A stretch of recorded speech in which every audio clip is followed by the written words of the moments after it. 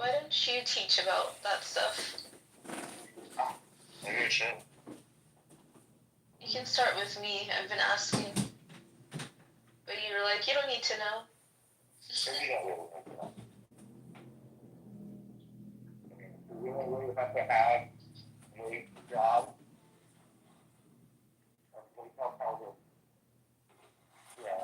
And answer with.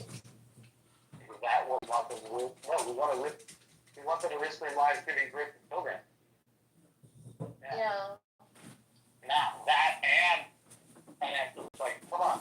Yeah, it makes me, yeah. You really want that? Yeah. I was thinking about how you thought I was cruel for saying what I said to Todd at Kiss whatever day it was, but, I do think you were really cool. should I call him and apologize?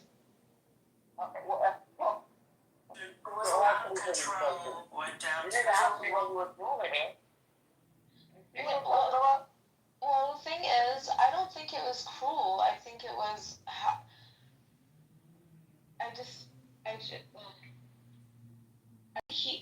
he was the one that was cruel to me. Some other unknown time. In a past life. Yeah, a long time ago. If you were that fool, why would you answer the phone? Think about it. Initially, I answered the phone because I didn't know the number. And so I answered, I talked to him for a few minutes, I hung up. I didn't call him back. And then he called me when we were on Clubhouse, and you suggested I call him and put on speaker, and so I did. And then the later interactions were more of just like, I don't care about this person, but I'm curious what's going on. And so I guess you could say curiosity or boredom. But I was very, very much loyal to this guy and in love with him when I was young. Like but that was a different Nura than who I became. Like I saw him as this underdog type guy and misunderstood and all that stuff. Mm-hmm.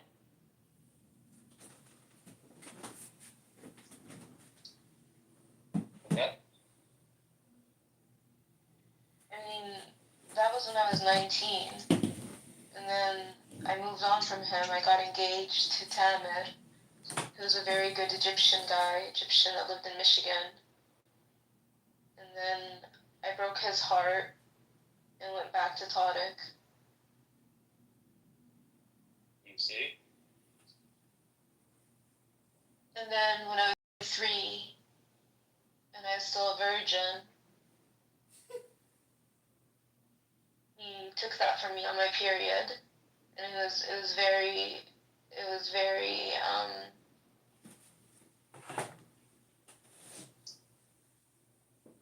traumatizing. It was very traumatizing. I never had to be classified as. I mean, sure, we can call it. I didn't fight back. I asked London, and I wanted him to stop, but he yelled at me, so I just gave up. So I just didn't say anything. I figured if I fought, it would be worse. But I never had an orgasm with him, ever, because obviously I had sex with him afterwards, consensual, and I never had a single. You pretend? Never. I never Did you pretended. care? Nope. Oh, that's a bad lover. Exactly. That's why I could never be with him. I could see that enraging a woman enough to call it rape later. No, Diego. Women care about. No, I care about pleasing my husband. Like I care about Yeah. So it's not about. It wasn't about. Oh, I never orgasmed and enraged. No, he tore my soul that night.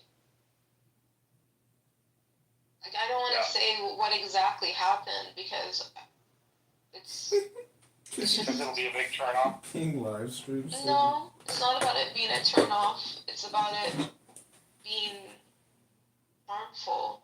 Like it was just, why should I repeat the details? Yeah.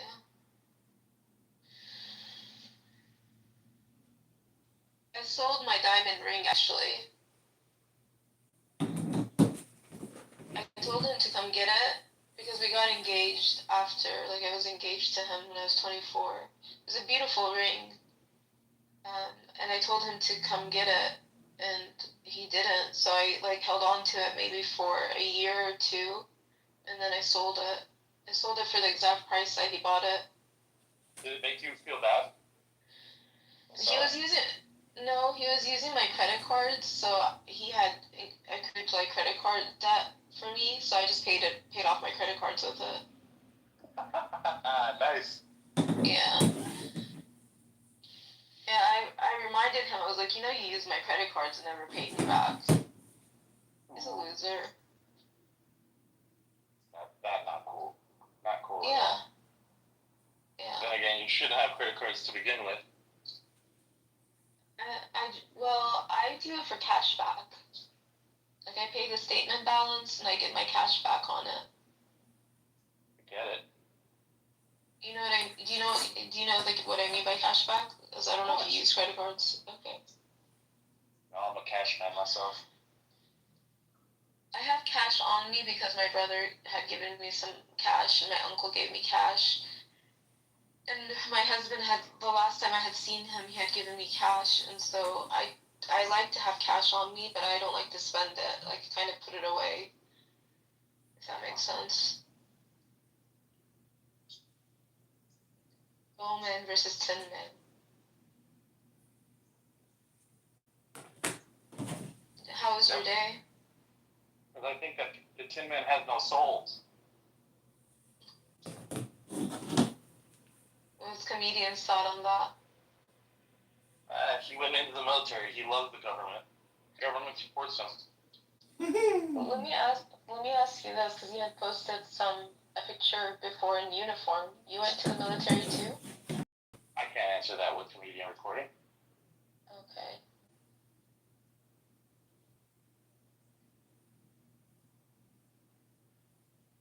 Yeah.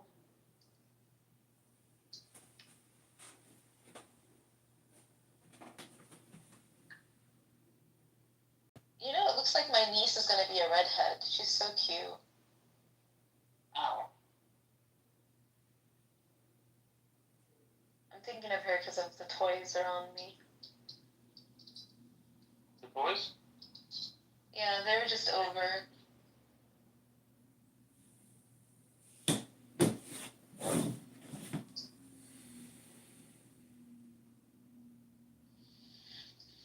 I don't even know who Soul Man and Tin Man are supposed to be.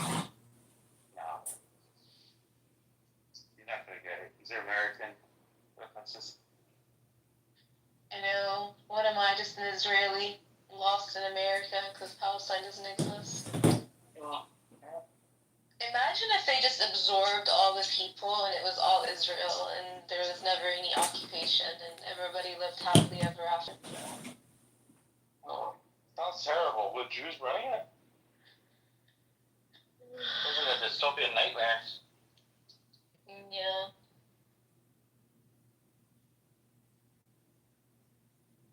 But you've seen it. Can't believe you did it.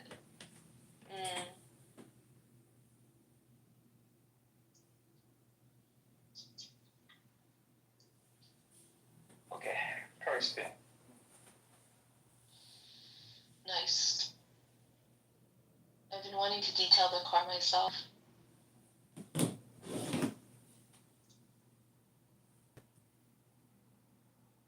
I can't believe Lou made a dating app, marriage profile on a Muslim app. He wants it so bad. I have a profile on the app, and he put it to where I could see him. On purpose, huh? Yeah. Wow. Oh man, that Lou, he just knows that Middle Eastern eye. I think it's more of Indian that he loves more than Middle Eastern. And Indian, yeah. He loves it. He's just obsessed with it. Yeah, he really is.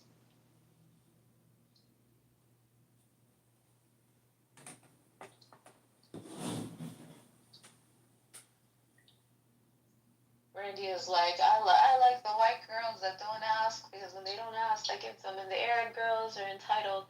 And Diego is like, you're right about so. I was like, I'm the only Arab girl Diego knows. So, Diego, you think I'm entitled? Hell yeah. That's sad. But you are super entitled. How so? It's the way you carry yourself with it. Like, this is a typical.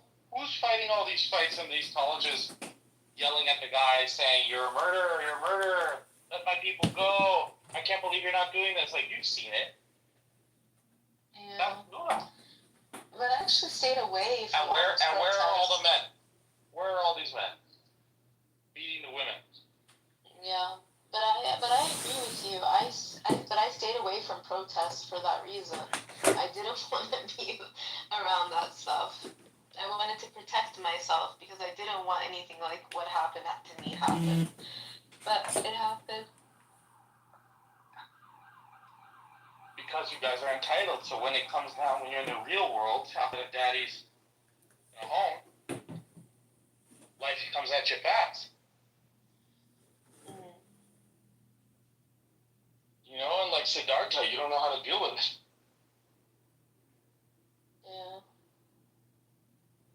Next thing you know, you start building delusions of grandeur. Sounds like mental illness. Back to the beginning of the conversation. I mean, the guy saw so much pain that he developed a religion where he was the Buddha. Who? Siddhartha, I don't know who that is. the creator of Buddhism. Okay. That's the creator of Buddhism? Okay. Yeah. It's He cool can that tell you all about it. the comedian fell on the toilet. We can only be so lucky. You're usually pretty kind to him. He's been extra mean to me lately, haven't you noticed? I actually haven't noticed that. I thought he stopped saying the dangerous stuff. He stopped saying all the other stuff. For like a day. I know. I think he's being nice to me, and then the next breath, he starts saying the things that he says. Yeah. Yeah. Comedian has been in the psychiatric hospital. Oh, shit. I'm like not surprised, but at the same time, he never mentioned it. Yeah, he has. He's talked about it. He's openly talked about it. I remember. Comedian, tell us about your psychiatric hospitalization.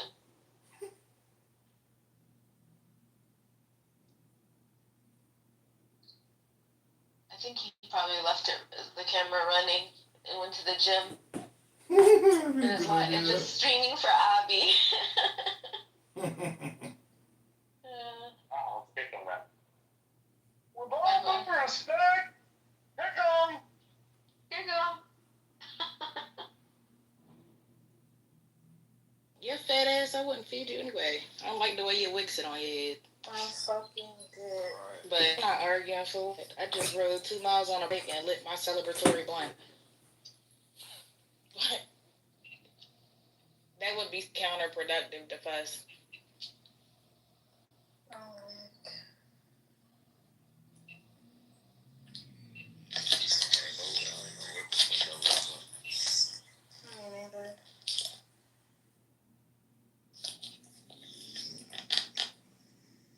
I that profile picture is gonna get the jobs hustling.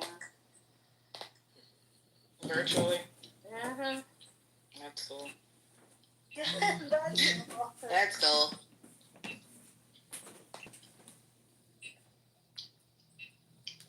It was just unprovoked. Went back and forth with me. I didn't go back and forth with you. You made a whole room about me. You want to be mad about a PTR? Nah, you're not just gonna sit up here and try to fake bully somebody. I ain't do shit to you. Shut up, Miles. But no one noticed him. Who He did? ran with so many kings and celebrities. I'm gonna call that police. I'll take care of it. It ain't nothing to take care of. Bitches just mad at the world. I assumed it was red because that girl always started some drama. Look at you, Miles. Look at Miles. Now she be moving. Every time we get in the room. Oh my God. What you be doing, Miles? I thought Clubhouse was a safe space. I'm ready to change my picture back. I don't even like the way this shit look.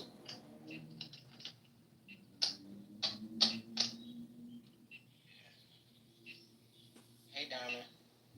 Hi, Miles. How was your day? It was pretty good, buddy. How was yours?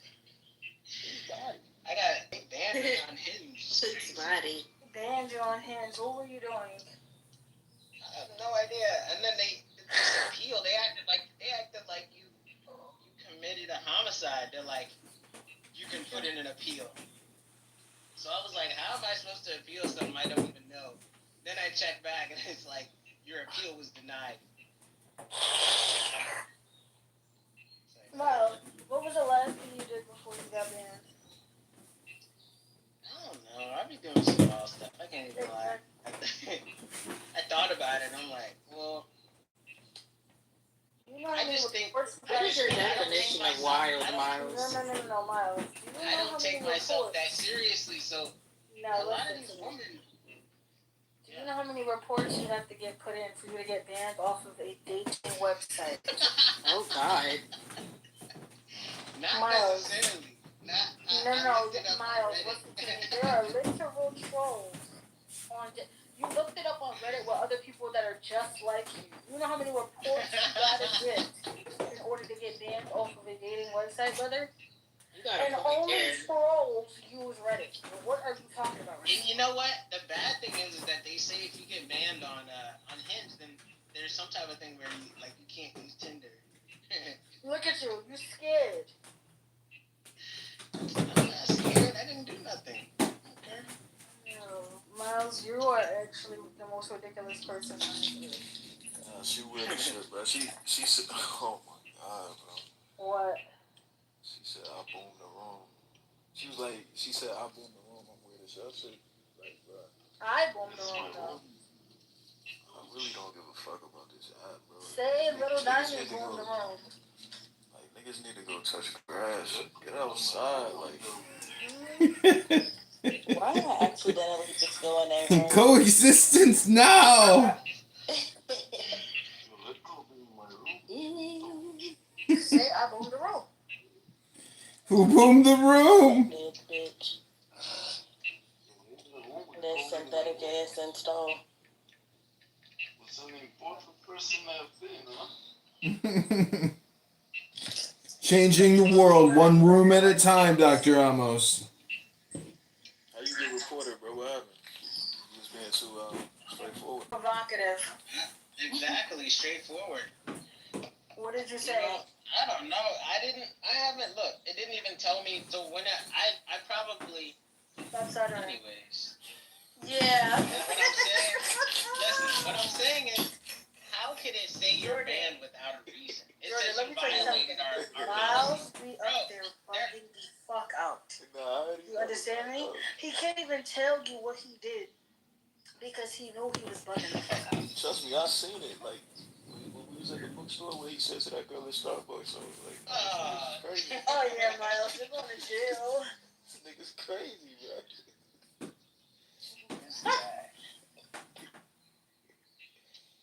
So what are you gonna do? It's alright, bro. Just make a new account, change your name. No, his IP is big. No, you can't. You can't, bro. They're using some AI shit like. I got blocked.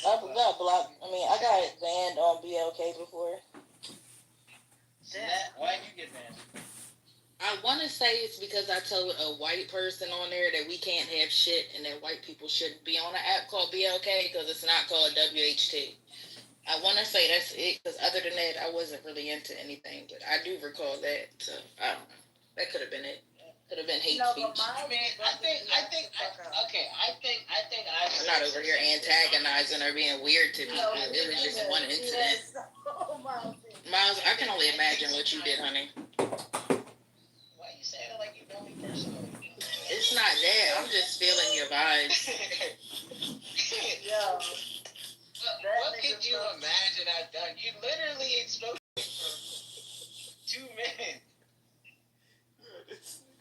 So what did I do? Go ahead. Let's hear it. No, let's hear what you did to get banned. You don't think So you banned till 2026, fool? Damn. It's just ain't You gonna might as well just date in real life. So they banned your IP address, bro? I do both. No, they I think they banned the IP, but you know, bro, it's all good. I'm not stressing it. Now we're gonna get you back on that app, bro, because I know you need it. We're gonna get you back on that.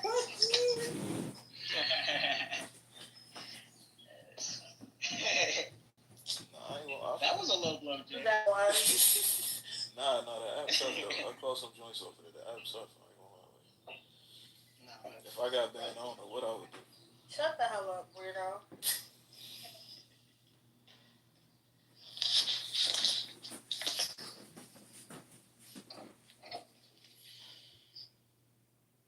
Stand behind him. And Ma Maruf can walk well. Lakin Zol Hindu file and Oki Hibu Dola, Oki Hibu Galwatan, Oki Hibu Yal, Tanasal Katoro.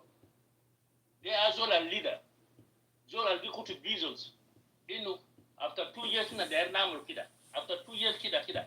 After 2 years, become Gatar in Juba, let Dorit, le Kenya. Gatar, train. That's possible. Ina gurus de hasa le jama de ling mun ma bag der use gurus de buku mo bitara mo paldisin mun buku fi baranda Even the cards.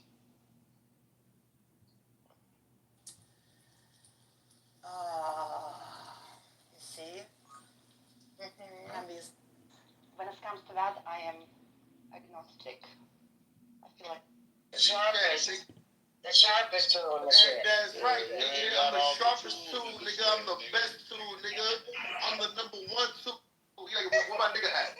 Let me get a man. Yeah, my nigga, yeah, that's my nigga. Hey, he come to the shed, so nigga, where man you at? Where man you at? Let me cut these guys up real. Hey, chilling, bro. Chilling, bro. Don't make me waste my invite, bro. I don't even Really, like you nigga, that was Corinthians cut you up. coming in, bro. I don't even like the timing you coming in.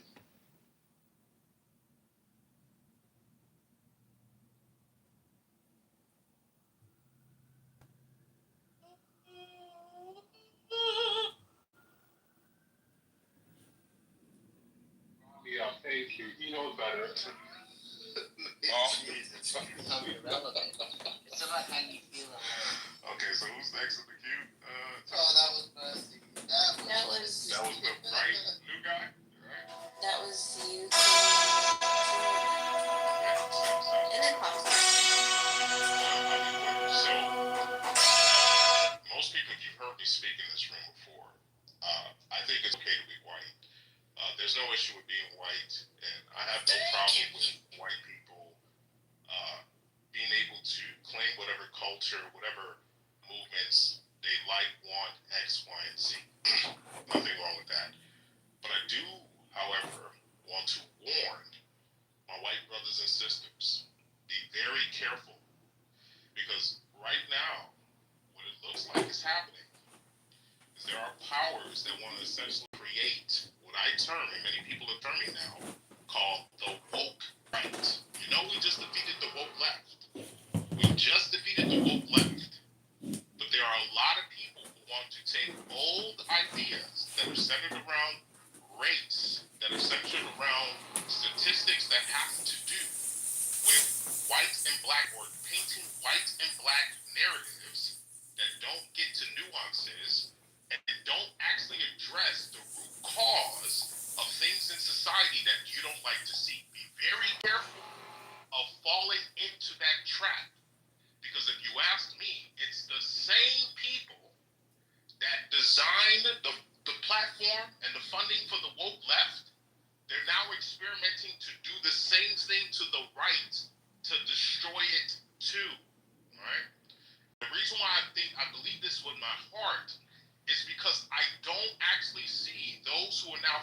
into that trap, actually addressing the root cause of legitimate gripes with other cultures or with other groups within the, within America.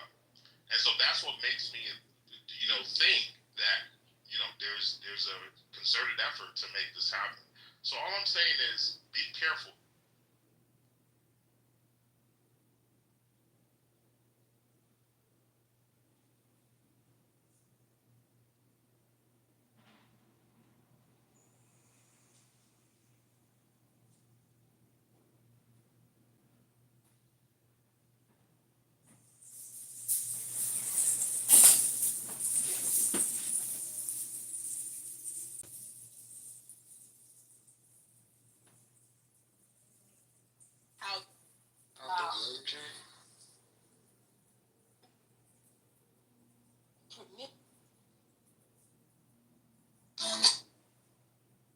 I love. For this situation is called. Okay, what I want to do right here. Damn, Capone, I'm sorry, gang. That whole per capita thing is just a, let's say, distraction from the greater issue, right? Because the issue I think Seventh was trying to show is that if you looked at all crimes, white and black, or blue and white collar crimes, the whites are doing numbers. They're doing numbers such that it's like innumerable, uncountable amount of transgressions and criminal activity that the whites are engaging in. And what they've done is they've played the old switcheroo distraction game. They say, oh, no, don't look over there. Don't look at those, security fraud. Don't look at those violations of all your civil liberties and rights per the government onto this citizenry. No. Look at Tyrone and that purse snatching. That's what you need to look at. And guess what? Whites are doing numbers in that area too. But when we compare the whites to the blacks, there's more blacks per capita than the whites per capita. See, they're the real problem, even though the whites are doing the numbers, right? So the issue is, are we trying to solve the problem, or are we trying to do a comparative analysis? Now, obviously, if you wanted to solve the problem, you have to deal with the whites, right? If you wanted to do a comparative analysis, the blacks are winning in that regard. But guess what? In the comparative analysis and the blacks having the greater percentage of criminalistic behavior, the whites are still doing numbers and putting everybody in a subjugation type situation that you don't want to be in, stealing out of your pockets, ruining your children's future, on and on and on and on, right? The real pernicious, cancerous stuff, right? The whites are doing those things. Tyrone's just like bothering you for the day. That's what he's doing, for the most part, right? There's some other stuff that'll ruin you for the rest of your life, but the whites are winning in that regard. Thank you. Have a nice. Well, there's no question that the economic scale between the races and the whites are absolutely tipped in a gargantuanly larger category. Yeah, why is that? Whites Why is that? winning. But to be Well, fair, why is- I don't think that why this is is that- actually like why is something that that, could be a big Miss- focus. Shut up. Why I is don't that? think. That's not a big focus. I don't think black criminality or something is something that should get a lot of attention. Stop It's it out there. oh well, this really needs to be addressed. That's what the whole conversation was. That's the whole game. You created an entire segment to analyze black criminality compared to white criminality. That was what you wanted. What are you talking about? What do you mean? That's what we just did with Seven. What is going on? I got. He's mocking. This is crazy. Own it. Y'all gotta own it. The question about The point something. of that was to just show, I think people kind of dissent from this idea that black people are more likely to commit crime than whites, and this is just a clean way to lay it out, at least a better way than what was tried when I was before I proposed this. Yeah, I agree. You bored the room with your voice. I don't know what you said. I just agree. I appreciate that, new guy. Yeah, so there's two houses, both houses have 10 people.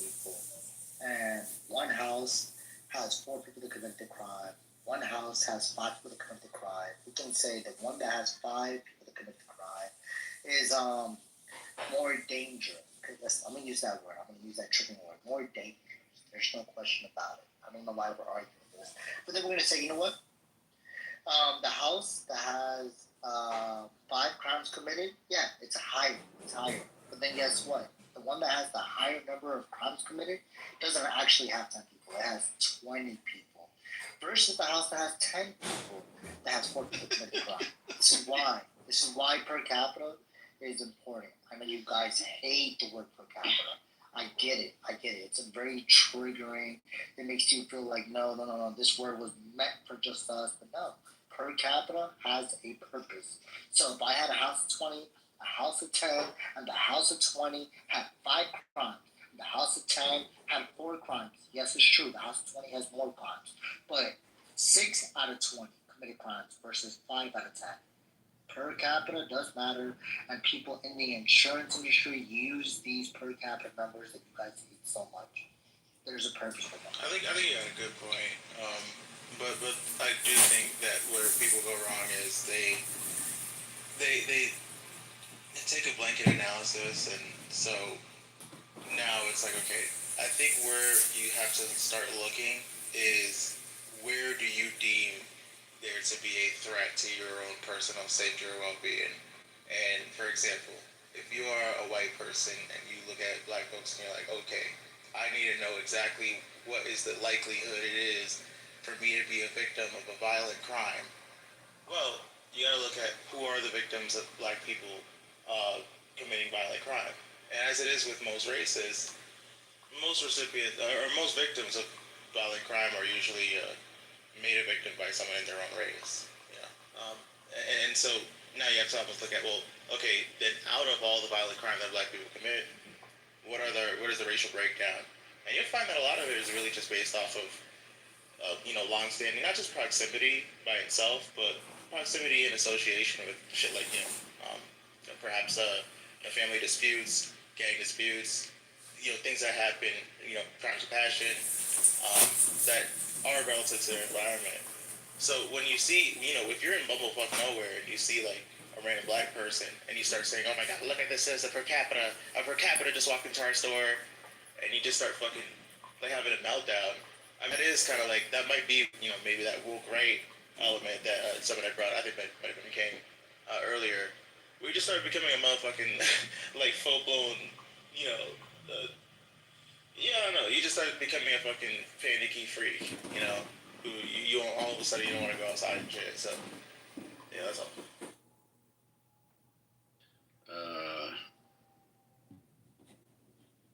Are we having a queue or is this over? What? No, I think it's over. Are we trying to figure out what you just... Okay, well then we probably want to go, I'll just say that, King, you've talked to Enoch before? Yeah, so Enoch and myself. I knew he was going to do that. Along with Dewey. Oh my god. Harvey, you have something else you want to speak on? Harper just wants to. No. I just knew that he was going to pass the buck and he was going to do like the game show. Nobody even talking to me. I think he was going to do the game show, like, Price is Right sort of thing, and just bring it on down. Okay, anyway. You're literally just talking and concrete's clapping over Shut there. the fuck anyway, up, you racist piece of shit. Alright, be quiet. You called me.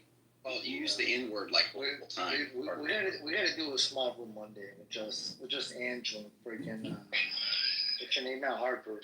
We gotta do this for someday. Because I've heard you guys bicker back and forth for like over a year now. Oh yeah, he's all he. Well, but anyway, but I don't understand. That's all right, Harper. I'm not understanding. Harper, can you just come back? But King, you talked to Enoch. Did you guys talk about theism? Harper, can you just celebrate whiteness, please? Yeah. All right. Okay, please do. Yeah. So we didn't. So I don't remember us talking on any issue with God, but the way that he operates under the conversation that had to do with China, America, business, population, I wasn't very impressed. Now, Dewey can back me up because Dewey participated in the conversation too. I'm not saying Enoch is not. I'm clear that the guy is smart, but I think he sort of like he sort of like uses his showmanship, which is a good quality to have.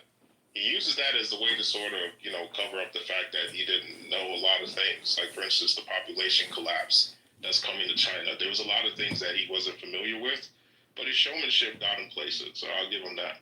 Wait until he employs his showmanship in theism.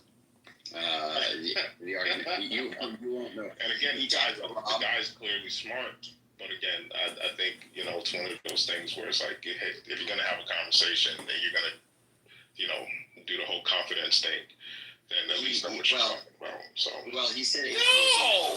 He said. Let me be honest. So. He said atheism is manifestly true. Yeah, I'd love to see him substantiate. Yo, you saying he got exposed? Manifestly, do you consider so if you say, for example, that the concept of God, like just merely trying to conceptualize God is a manifest falsity, I think that might be a better way to frame. What do you mean by manifest falsity? What is that? Well, essentially, it's inherently false and self-evidently false because it's inconclusive. Yeah, that's just not true. From out the gate, like when you try to define God and try to take on the approach of saying, hey, this is God and this is the God that I believe in.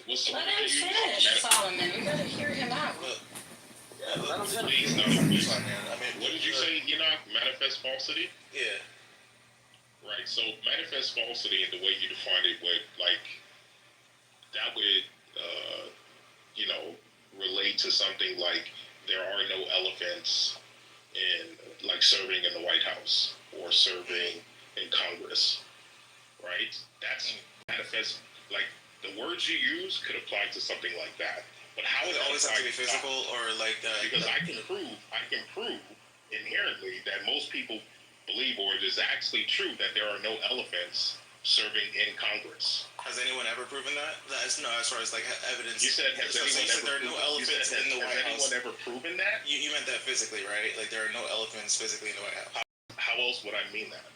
So has anyone ever proven that? Yes, sir. Yes, there are no elephants currently serving. You mean serving like the title of it, right? Okay. So as far as so you can prove a negative. So I'm trying to see how you use that word combination to prove God doesn't exist. So. Well, it's not a one-to-one comparison though. Your example is not going to be. It is, sir. I proved the negative. You can prove a negative, so I'm trying to see how you're proving God doesn't exist beyond using, the combination of those two words. Well, but you're not. You can't just hold those two words exclusively to the way that you. No, you gave the definition. Now, how does that correlate? Well, a manifest falsity doesn't need to be something like, hey, okay, there are so many, jobs that are, in the executive branch, and no elephants serve in them. You can. It's like, okay, that's not the only way to say that something's manifest falsity. So Enoch, how again?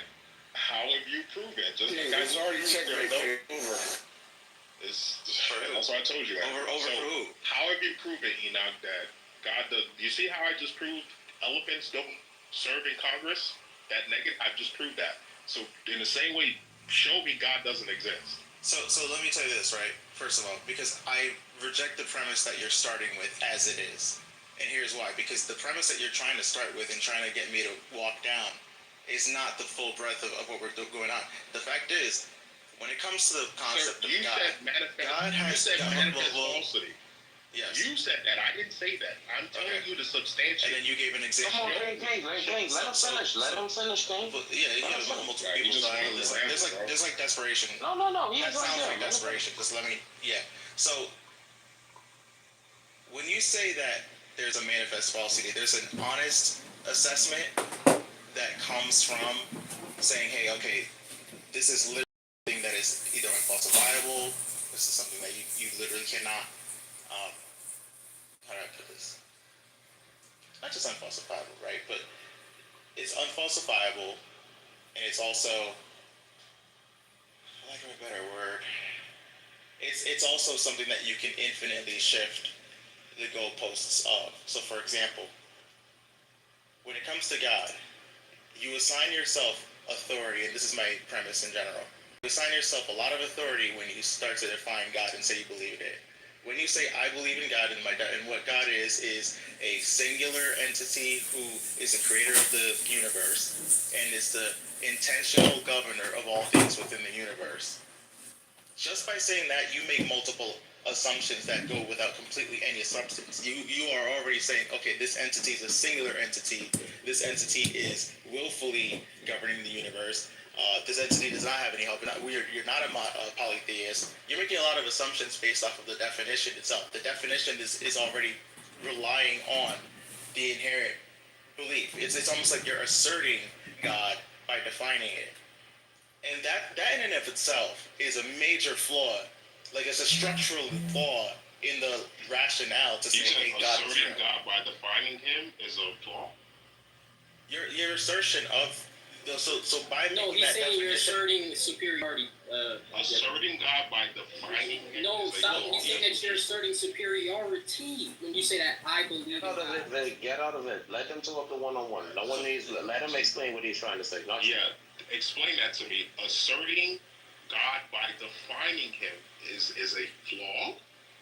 It's a flaw because the terms that you're using in order to lay out your definition of God is an assertion. If you just make an assertion and there's no substantiating those terms that you're using to make that assertion, then you have a structural design. Now you have multiple points to prove before you even get past the conversation of saying, hey, this entity is real. You have to prove that the God of the Bible is not more or less real than the polytheistic Egyptian lore. So that's it. Let them do it. That's literally it. When you say God he is a entity that created the known universe. Nobody says God is a singular entity. Yeah, nobody says that. So Okay, whenever we have this comment, this sure. is where I need to focus you because you're all over the place.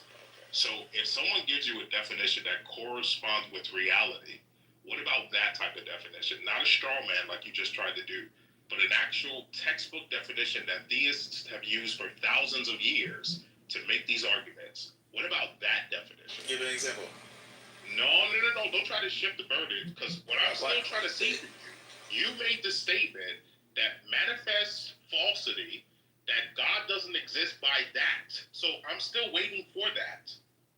So again, right, when you try to define God, every single iteration of God that's well known, even the polytheistic deities, you have to, in order to believe in them, you have to first make assertions within your definition based off of stuff that have no credible evidence. You have to, when you say, okay, I believe in the Egyptian pantheon, all right, well, that means that you believe that that Ra and just a bunch of these other deities are basically more real and are as involved in the creation of the universe collectively, and you're making that assumption, you're making that assertion, and that comes in a direct conflict with the belief in a singular God, one-track intentional creator to the universe. Now you go into the other continual qualities. Okay, well now they're also continually involved in the process of the universe. Some theists are deists. Some deists, they'll say, well, God creates the universe, but it might not regard the universe, and it's not an active governor over the universe. Just in the definition, you have to break down the actual definition. If you give one sentence and say, hey, this is God, the words that you use within that sentence, which is what I keep trying to get people to understand, the words that you use within that sentence are assertions. They are assertions that do not come with self-evident truth. They actually come in the absence of truth. They come in the absence of evidence, of credible evidence. The closest thing that we have is, as a reference, is going to be basically the religious text of the carried down lore that introduced the person trying to define God to that concept of God in the first place. The problem with that is that I can do that for Harry Potter. The problem for that is I can do that for any other deity that I wanted to in a book that inspired me. Yeah, so Enoch, I want to be very clear. So what I'm hearing from you is you're using references like the Egyptian pantheon, Harry Potter, and all of these other fictional texts to essentially say that there is no possible way that God exists. So again, what I'm saying is that the definition those are the of things the you existence brought up. of God, You used the word manifest falsity. it's a reductive. And you're using Egyptian pantheon. You used Harry Potter and some other things in the word salad to essentially present as evidence that there is no possible way God exists. How did I use those words? Did I just randomly name drop them? Those were your references. How did I use them though? What was the purpose of use manifest falsity? Can you see, man, why I brought them up? Use those two words as a way of saying that you can prove God doesn't exist. And so when I asked you to substantiate that, you brought up the Egyptian pantheon, you brought up Harry Potter, and a number of other fictional texts as your reference for that proof. You got blindsided by you got blindsided by the names that were referenced, and then completely lost the logical track of what I'm bringing up. I'm mentioning the Egyptian pantheon because they're a very famous example of polytheism. But when you say God is, hey, this is God. He is the divine creator of the universe, and most of them usually say that it's a loving and well-wishing entity that governs over all actions within the universe. You got to start with each word that I just used. He is, boom, okay. That comes in a direct contrast with different pantheons that say, no, it's never been he. It's actually been multiple creators of the universe. It's actually been a demiurge. It's actually been this and that and the third. And that right there is like, okay, now, how do you actually substantiate your claim of the singular God versus another claim from another belief system that once ruled the world that said, hey, there were like 5 or 6 gods, or there were like a Mount Olympus of gods? How do you say that your claim is more concrete than theirs towards that singularity of a divine being? Yeah, that's simple, because our claims and our beliefs correspond much more with reality as it's been given. How so? Yeah, there's a number of ways. One would be obviously the life, death, and resurrection of Christ. But outside of that, you could also use some of the classical arguments around the kalam, right? The teleological, the moral arguments, the transcendental. So you're summarizing there, but you brought up the I'm giving you ways I could substantiate that. Well, actually, you're referencing methods. I'm pretty sure you've heard these arguments before. But again, don't try to get away from it. Have you substantiated how you've proven God doesn't exist? And that's been my point. You made the claim of manifest falsity, that there's a manifest falsity in the nature of God's existence, meaning I can show you God doesn't exist.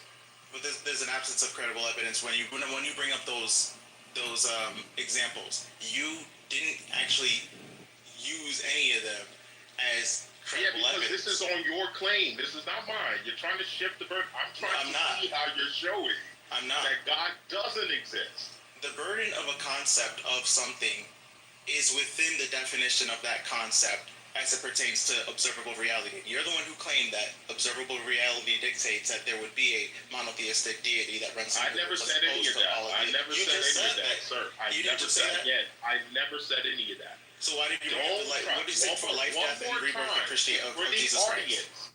For the audience, this man has yet to substantiate that manifest falsity in the context of those two words, that God does not exist. I did. Manifest falsity and okay, so you say you did. So watch this closely. Go ahead. What was your evidence that God manifest in a manifest falsified way doesn't exist? What was your evidence? The necessity of the definition of the concept that you are trying to say exists, right? Okay, God doesn't exist. Let's go back to your reference. There are no elephants that serve in the White House at this time. And maybe I'll shift it a little bit, right? I'll say there's no I don't have to. You can hear this and you'll like this. There are no elephants literally physically in the White House at this time.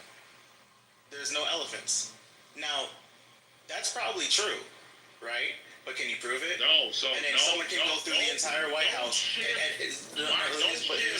My example. I know I used my example, so you couldn't do what you just did.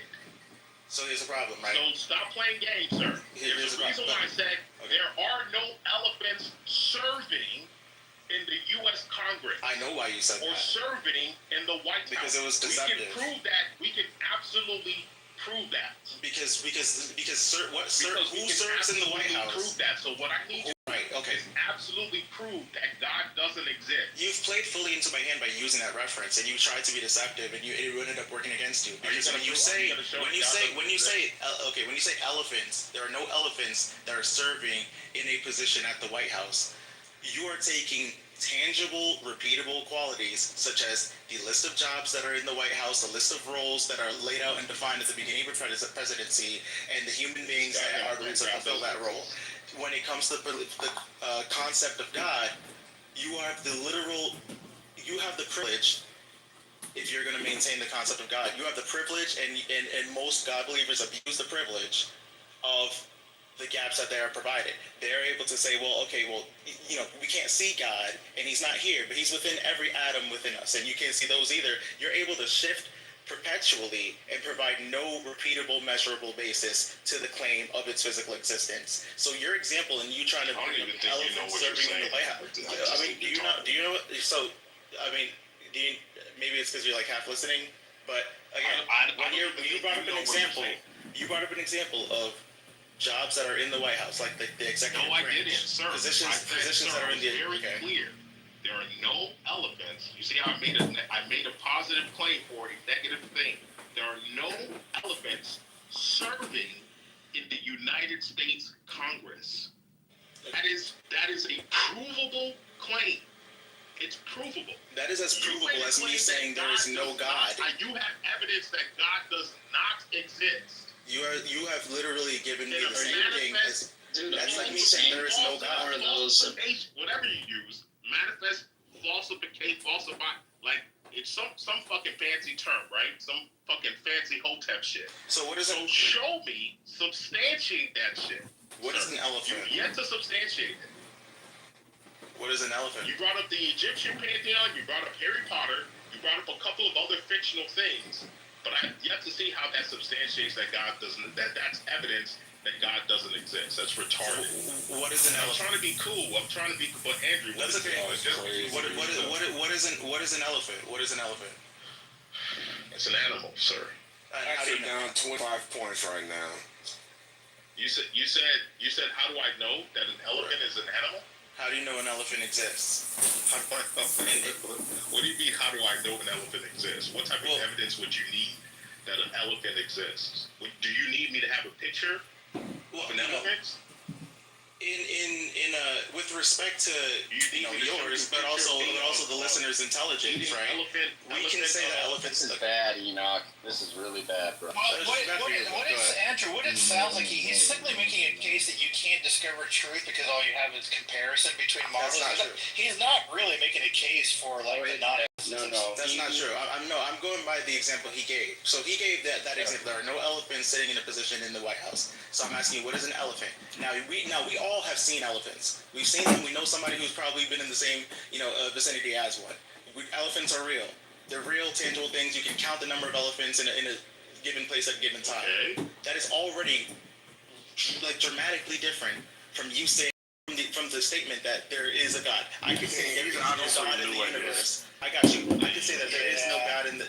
I can say that there is no God in the universe. No, you can't. Okay, go ahead. No, you can't. Why not? Because if you've never seen, it's a straight up argument from Edgar. If you've never seen an elephant before in your life, and nobody else that you've ever met has ever seen an elephant in your life. Enoch, do you realize the common denominator in every room are the atheists? The atheists actually are disagreeing with you. Like you're like the denominator. There's people who agree with me too. The usual suspects will Go ahead. Enoch, look at the chat. There's no one that agrees with you. Enoch, Okay, how long you been an atheist, Enoch? I'm not looking at the chat. Let's make it a teacher moment. Can we make it a teacher moment? That's right. We don't need to. We don't need to because you're trying to you're shifting the conversation. Enoch, right? You're trying to talk about something else. Just listen. Yeah, can we make it a teacher moment? Enoch, please, sir. You're essentially making an argument from ignorance. Anticus correctly pointed that out because, and respectfully, this is the logical conclusion when dealing with this, like going down the road at this path. You essentially start to deny anything happening or definition. That's not what I'm doing. You're getting me off before then you're saying that's what I'm doing. You're trying to establish that there is no way to know for certain that an elephant is what it is. That's not what I'm trying to do. Yes, it is. No. You guys asked to. Let me try real quick. I just told you that elephants exist. And I hear we all know that. Hold on. Y'all didn't hear me. You didn't hear the words. Let me just tell you. Alex Rachel. So, King, what he's saying is, when he said that he could prove that God doesn't, he can't prove a negative, and you said, I can show that there's no elephants currently in Congress. He's trying to say that this isn't a defeater for his position because an elephant is like a material thing. And that's why he's saying, what is an elephant, right? So since he's saying that there's a difference between a God, an immaterial thing, and socialization, and an elephant, a material thing, this isn't a defeater for what he's saying. That's what he's saying. He still has to show, that it's impossible for God to be immaterial. That it's impossible for God to be made up of a substance that's different from both immaterial and material. How would he show it? How would he show that that is the case? You're making a claim that you can prove something doesn't exist. Yes, you do. Hold on, King. I think one easy way to get to it is just to say that he was making an absolute statement. You can't prove a negative, and that absolute statement is undermined by this particular instance. So therefore, he's wrong. No, just that's it. Because any other way, the problem is you're well, what if God is not material? Well, fuck. How about this? Let's continue to shift the. Okay.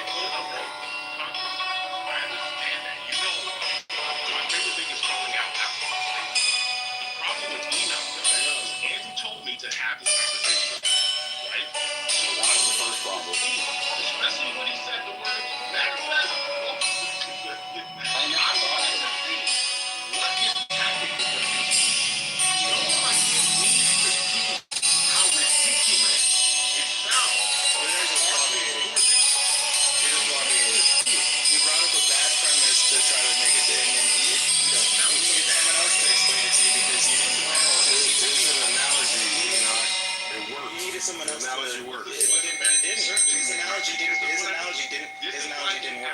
Here's the point. Certainly we can find common ground, but statements. Never gonna learn. So he's never gonna learn if he doesn't actually. Surely we can find common ground. That statements like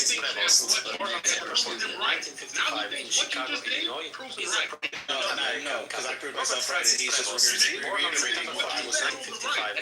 He's reiterating what I was saying. He was someone who was actively listening, and you were actively interrupting. That's all you were doing.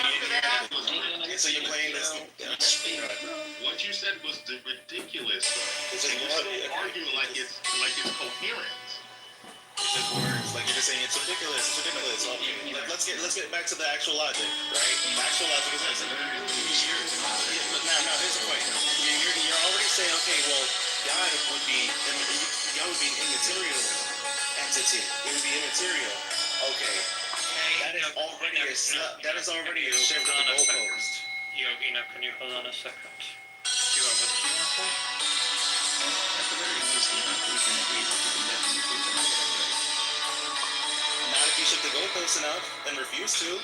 No. Not like in principle, it is possible to prove a negative, right? Yeah, if you're honest, but if you refuse to concede to the negative and the lack of evidence for the existence. Claims like there is no blank are in principle provable. As long as you're honest about it. So, because there's always a way, especially when you make an entity immaterial. Well, there's not always a way, but those types of claims claims aren't principally unprovable.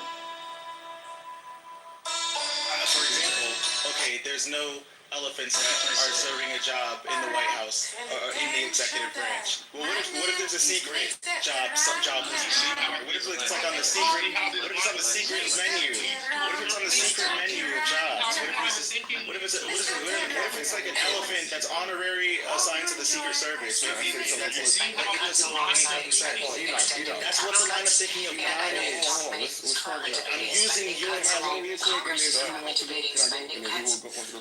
So you ever drive and you see those aesthetic lights? It is nighttime. Let's say it's like 1 o'clock in the morning. Sadness closing between your eyes. And the lights are on in the house. And so you say to yourself, there's somebody home, right? Because the lights are on. But sometimes the lights could be on and there's nobody home. Did y'all know that? That's true. Nobody got it? The lights are on, but there's nobody home. Then you have to see it. It's like, what is that? Showing in the comments or something. The guy with that email from like, imagine I said, there is no Coke can in this small little box. You can open it and do that, right? Yep. Unless you say it's a metaphysical, invisible, transcendental program, which is what they say about the existence of matter. So if somebody says, hey, that's a metaphysical, transcendent cocaine, you can't see it, you can't touch it, but it's there, I promise. Now, what do you say to that person that says that? He's saying, okay, if you have an empty Coca-Cola box, then you can say that there are no Coke cans in this box. So if someone responds to you and says, hey, there's an invisible, metaphysical, immaterial Coke can in this box, I promise you. What do you say? All we're saying now is that if you set up a question in such a way that the thing that you're trying to prove cannot be proven, then you can't prove a negative. I mean, I agree, but that's like really uninteresting. That's my point. They've created a contradictory term. Using terms that don't actually correspond to reality. Right? We're essentially describing a square circle. Right. That's that. That's what you just did. You're literally agreeing with me. Yeah, but we're not doing it. We're not doing it. You're agreeing with me. Okay, so if I say that there is a do you know what a straw man is? Do you know what a straw man is? Okay, so do you understand you just did that? Are you saying you're using the definition? You're using analogy. You're using analogy as if you are acknowledging. Solomon, he doesn't know what argue about. That's not your argument. I introduced that invisible clear. No, I know. Are you saying, that this particular conception, that these conceptions of God cannot be disproven? Is that the No, I'm agreeing with what you said, Bob. You said if you show me a box that's a box of Coke cans and it's empty, then you can reliably say that there are no Coke cans in this box. And what a lot of the God believers do is they take that exact same box and they say, well, there's actually like an invisible spiritual. Hold up. Do you think that is an unprovable claim? That's a claim that's not sound to begin with, because if you don't remotely supports that, good. If someone says there is a spiritual, ethereal ghost can in this box, there is no such Coke can in this box. Do you think that is an unprovable claim? I mean, it's manifest falsity. But they've decided that it's a spirit. Like again, until there's a stop trying to think ahead like 4 steps where you think this argument is going to go and just answer the question. I'm looking. Right. So if someone says there is no someone says there is no spiritual Coke can in this box, do you think that is an unprovable claim? So someone says that the box is empty, there are no Coke cans in there. Is that unprovable? Is that your question? No. Someone says this following statement. There is no ethereal, invisible cocaine in this box. Do you think that statement is an unprovable claim? I think it's like there's some that do you think that is a provable? There's someone who just came in the room who I've been seeing a long time. Donald C.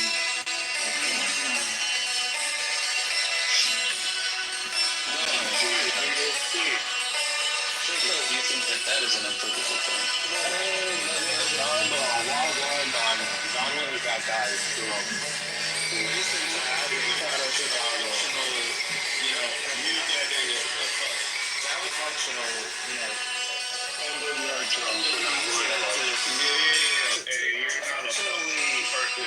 To functionally interface with reality.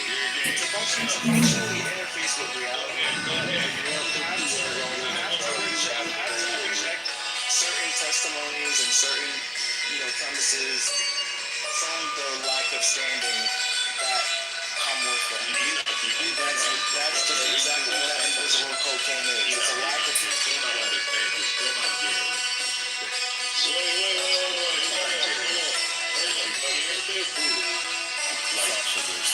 Still not given sufficient or really any evidence that you've proven God doesn't exist. None of these things you're bringing up prove that God doesn't exist. You're just proving that some people might be illogical or that some people might believe in things that are untrue or not good arguments. But that is not proof for God's non-existence. So, and I'll frame it exactly the way I did the last time that I spoke on this topic, which is by saying what God is, by giving a definition. So, if a God is, no. Just like, when you ask, hear me out, right? So say I'm a Christian or whatever, right? I'll say that God is, what is God? He is the intentional creator of the entire universe, who has no beginning and end, has a general, well wishes for its creations, and is the active governor over all things within the universe. It's like something that I think a lot of people, know the atheists believe. So if I say that, what we have to now do is look at the terms that I used just now to define God and say, okay, for any of these terms, does it correspond with reality? Sure. So now your point of contention is, well, you still haven't proven it false. But the problem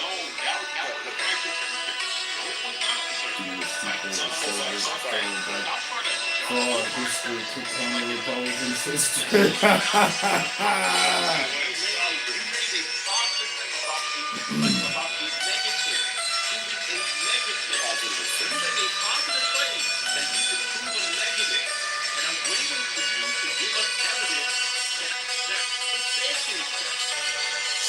It's fair to say that we have. So the thing is, when you look at that example of the so-called Coke box, for example, right? It's something that's like in front of you for the universe itself is something that I think it's fair to say that we all, none of us have seen. Those Republicans. Because we have to glean the structure of the universe and the structure of reality, and we have to we have to determine, okay, based off of what we have been able to observe at the farthest span Dead to none. within the known universe, we have to Dead to know what have none. been the consistent properties that make up the universe as we know it, as reality as we know it. And all the properties that make up everything from even what forms the Big Bang Theory to when we look at so we don't, right? But we have to go by what we do have access to at the furthest span. Here's the point. We have to go by what we have access to at the furthest span. Because again, right, if we go far enough out into the universe past what we can observe, then we can create anything into existence. So we have to find what has been considered. No, I'm talking about like you can assume that anything is past the observable universe. You can say, hey, there's a unicorn outside of the observable universe. Okay, that's it. So how we already debunked this?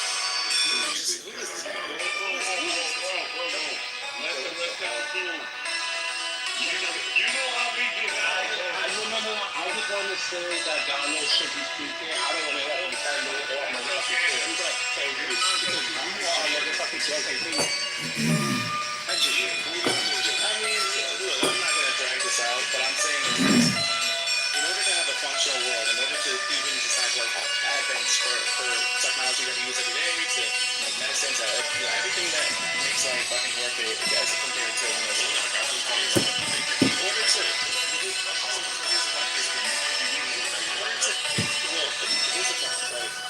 you can prove a negative by making observations. As far as we have the capacity to observe the universe, if there's something that is negative or present with, like again, I'm pointing out the negative right now. Yeah, but you see, you can repeat like terms, and then you can like attach your argument to the mention of the Egyptian pantheon. You mention Harry Potter and the Egyptian pantheon. That disproves God.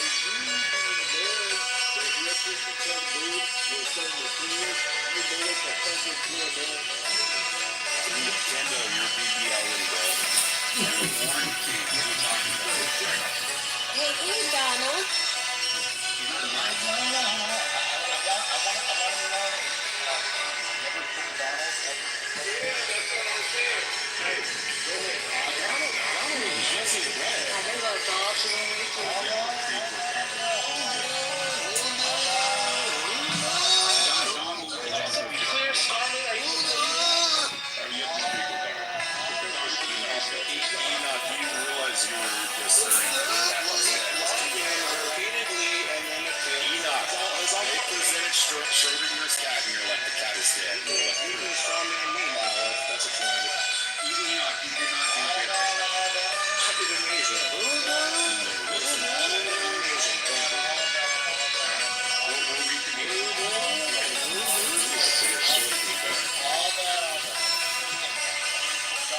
Yeah, I'm not sure what that I want to hear this conversation. I love you, Donald. It's good to see you, buddy. Hope you're doing well. Yes.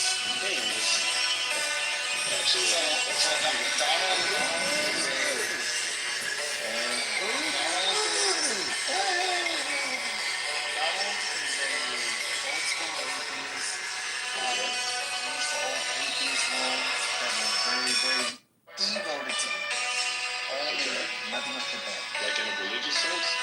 Yes. Yes. Highly religious. No. Yes. Not.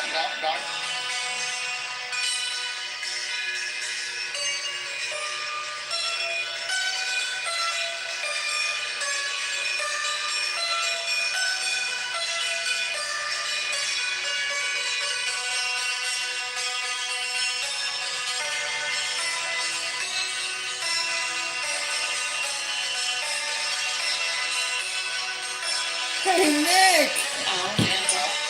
King and Donald. I'm very, very interested in that part. Hey, Nick! It's me, Cindy Stumpo. I'm at a work construction site. I'm looking at over 50 workers. I don't know how many of them are Mexican or illegal. Doesn't matter to me. I'm building houses, Nick. The name is Cindy Stumpo. Here's my business card. Let me know if you want to invest. I got a great new startup for you. It's a technology app. It's information technology. It's going to be one of the biggest apps of the world. Cindy Stumpo knows. Just give me your money. And I'm gonna go build another 100 houses with another 1,000 Mexicans. I'm Cindy Stumpo. Nobody fucks with me. I build houses all over the fucking place. I got thousands of fucking workers. I'm worth $400 fucking million. Do you know Grant Cardone? Do you even know who the fuck I fuck with? I'm Cindy Stumpo, motherfuckers. Do you know Grant Cardone and Nelson Apega and Jonathan Bing? The Jonathan Bing. I'm fucking Cindy Stumpo, bitch. I run this town. Don't forget it. Here's my business card, Cindy Stumpo. This is Cindy Stumpo, you motherfucker. Don't you tell me who the fuck can work at my fucking construction site. So you say he doesn't have his fucking papers? Here's my fucking business card, Cindy Stumpo. You can call my attorney. I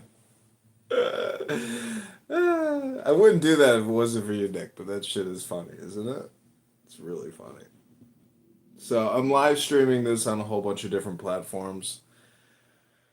I'm about to record some poetry, some powerful magic hypnosis, and I've been playing music now on YouTube and on Clubhouse and creating music content, and it's going pretty good. You know why, Nick?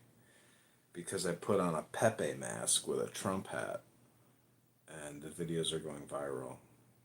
And I'm calling myself Mr. Iran Tehran, and I'm basically pulling like a Borat, and I'm pretending to be like an Iranian. You know, I don't know if you know this, Nick, but when I was in the 7th grade, I was the president of the United States of America in the play called Annie. I was Franklin Delano Roosevelt in the 7th grade. And isn't that kind of crazy? Because I beat out 8th graders for the role as the president, and it was because of my audition. It was because I practiced. I practiced the scenes, and I improv'd as well because, you know, things were nothing big, but I had to sing a song. I sang Tomorrow. FDR sings Tomorrow in Annie. That was my song. Tomorrow, tomorrow. I was so fucking nervous. I was like, how is this even possible that I can sing this song? But, you know, when you're a young prepubescent kid, anybody can sing a song. Because it's just kids singing, you know? It's like, it's not opera. It's fucking kids singing. And, you know, it's hypnotizing. So I was an early hypnotist in the 7th grade. Our our music teacher's name was Dr. King Cohen. I don't know why the fuck he had the doctor title, but he was teaching music in the 8th grade, and he was a doctor. And he wore a toupee, and he looked like he was about to pop. And, you know, he really did know music, though. He was like a real conductor. It was kind of amazing. Some people really know music, you know, because it's technical. But not me. I fucking build. I've been building houses for 55 fucking years. And this is Cindy Stumpo. Here's my fucking business card. I got an app for you I want you to look at. I want you to invest in this young kid's app. He's an up-and-comer. Let's be honest. He's a fucking up-and-comer, this Nelson Apega kid. I showed him how to lie on a mortgage application 10 fucking years ago. This kid has taken out $55 fucking million in mortgage loans because of me, Cindy Stumpo. You don't have to be honest when you file. You gotta be honest when you gotta settle. Let's be honest, you know? It all comes down, because once you got the fucking money, then the lawyers and the banks, and I'm fucking Cindy Stumpo. I got 5,000 fucking workers at 35 construction sites. We're competing with the biggest home builders in America. Hortons. Home builders. Talk to Grant Cardone. He knows how much stress there is in building fucking homes. When you gotta deal with the subcontractors, the general contractors, the managing brokers, and the fucking real estate agents. Puh! I fucking hate them all. My name is Cindy Stumpo. I basically created the home builder model. I'm an early innovator. Not many people know this. Grant knows this story, but I only told Grant this because I tell the young kids good things so they can follow in my fucking footsteps. And that's why I told all my friends to invest in Nelson Ortega's incredible Chatter app. Because Jonathan Bingham, he fucking rebroadcast Chatter into fucking Clubhouse. And nobody even uses fucking Clubhouse anymore. There's no fucking party hats. But you go to Chatter, there's a lot of fucking party hats. So what does that tell you? That means people, you're going to want to invest in this Chatter app. Let me refer you to my friend Jonathan Bingham. He's got all the details, and he'll give you the invested perspective. You'll have to sign a non-disclosure. Also, of course, we'll have to qualify you as a registered investor. So, if you don't have a minimum of $250,000 liquid capital, we're not going to be able to work with you. I can show you my portfolio, you can show me yours, but mine is bigger than yours. Let's be honest, I'm Cindy fucking Stumpo. I got 3,500 fucking Mexicans working right now, and Trump is busting my fucking balls, but let's be honest, I'm happy he's kicking them out. In fact, I fucking doxed all of them with fucking ice. With fucking ice. I told them exactly where they were. ICE agents came and picked them up. I said, don't anybody say nothing, or you ain't gonna get your pay this Friday. That's what I told all my fucking workers. I'm fucking Cindy Stumpo, and here's my business card. This is like my Tim Dillon impersonation of Cindy Stumpo. That would be a funny video, right? Yeah. This is why, like, doing these performances and not filming them are, you know, it's the definition of insanity to, like, not record this stuff. It just takes too much energy to do these Cindy Stumpo impersonations.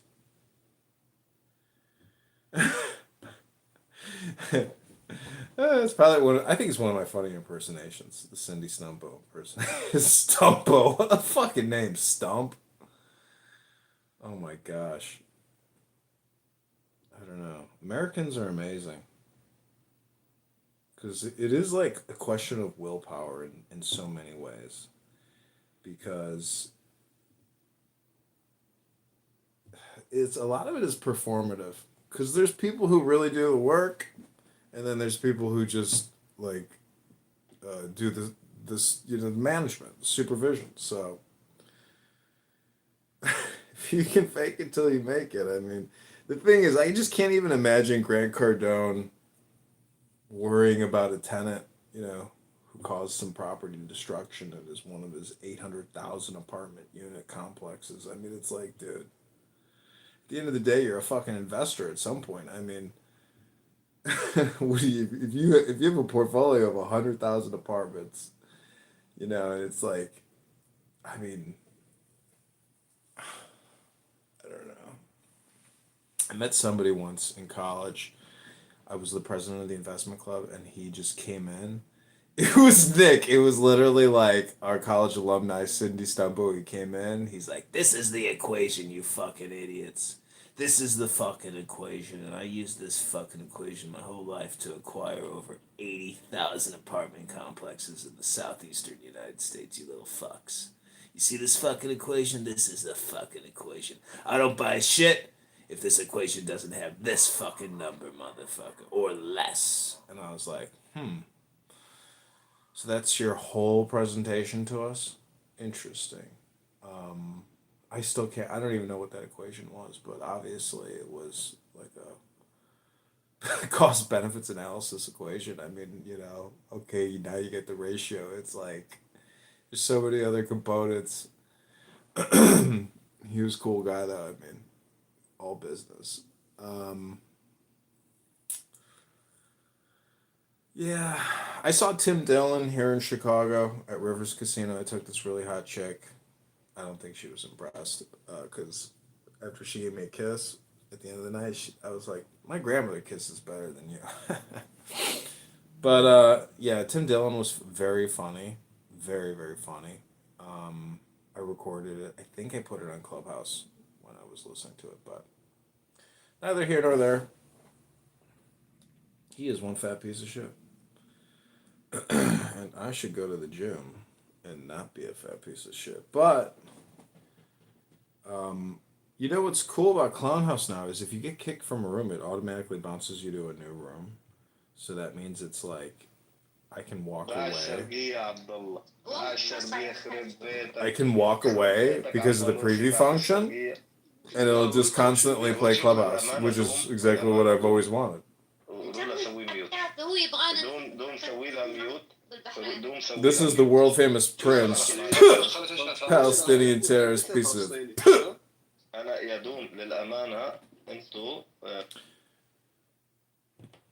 Imagine. See, I just got kicked. Oh no, now I'm in the room. I didn't even touch the phone. سؤال بالكلام يا ورا رد عليه بالكويت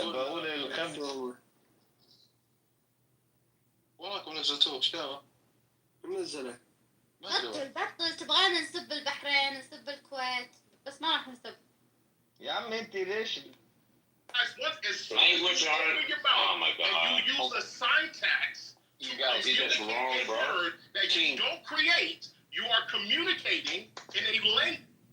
What is a chihuahua a dog, and our dogs canines, and our canines. They've been breeding like humans for a long time, like especially in the slave times. They were breeding the slaves and shit to make them more like stronger and bigger, Yeah. Same thing as genetics. It's like when you do a hybrid with the marijuana, when you do two strains and you hybrid them together. We're messing with genetics. And they took him out though. He good though. Ooh. Funny with the money, yo, you got me mistaken, honey. I don't want to rape you.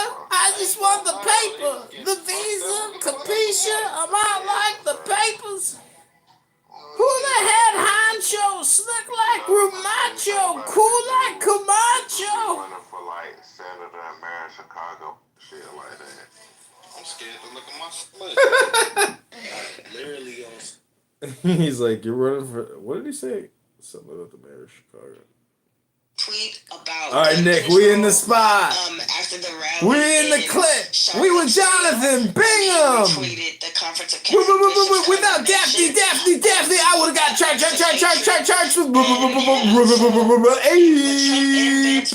But thank God Daphne was there to save me. I love you, Daphne. Welcome to the Delson Opega and the Cindy Stumpo Grant Cardone Million Man Marathon. Yeah, so anyway, we are live streaming Chillism, aka Chatter, onto Clown House with Grant Cardone. Greg didn't get the memo, and he came out here on his podcast, and he put out that I know he likes it. So now, in the coming weeks, he'll slowly walk it back, and he'll tell you how much he hates This room is called First American Pope is Chosen. Trump appoints Puro. Debate the news. With that being said, no. Guys, is this the definition of brain rot? Because that's like the point. Is to like record brain rot. I think this app is just full of it. It's literally, I think, low IQ people repeating themselves And absolutely. I'm here. you can definitely tell Guys, people don't read books here because they're just I just repeating wanted to themselves share a all few the time. I mean, things, it's like that guy about King and Chillism. Pope Leo I think we're like dealing with people that are living in like Okay. assisted living facilities or something, I like think like that this Down is the syndrome Catholic Church facilities throughout the country. There's got to be like, you know, what is going think about how many on people in the work in American special political education and like work with And even though we're Down saying syndrome that he's people a and centrist, autistic children. I don't I think think that that's there who is like are. using I this mean, I'm not app sure. because Someone clearly correct me none if of them I'm wrong, work. I but mean, there's I an don't work, but elderly, like none of these people progressive work. So like, are cardinals they living in currently Down that syndrome could have been pope. facilities? Like, who are I these think people? that Francis was pretty progressive. There are a few others that I do know of, so I'm not exactly sure, but I still What do think these that people I really would do? I just classify him wish there as was progressive. like And more some of the profile issues that index he's taken data a about hard every stance person, on who is they to are, be where they expected, live, in my what their opinion, from a religious leader. net asset, like With what that their being said, I think that this is the way their the total net Catholic worth Church is, is giving a middle finger what kind of car they to drive. what is Like, happening in American that's politics. the cool thing And about this is their data way is, you know, if like you of were to really examine basically someone's saying personal tax that returns, we're going to pick a person that's like the that most intimate can thing. And the present a craziest thing about different a tax return narrative is on the it's global all landscape. subjective, So a couple of things very and quickly.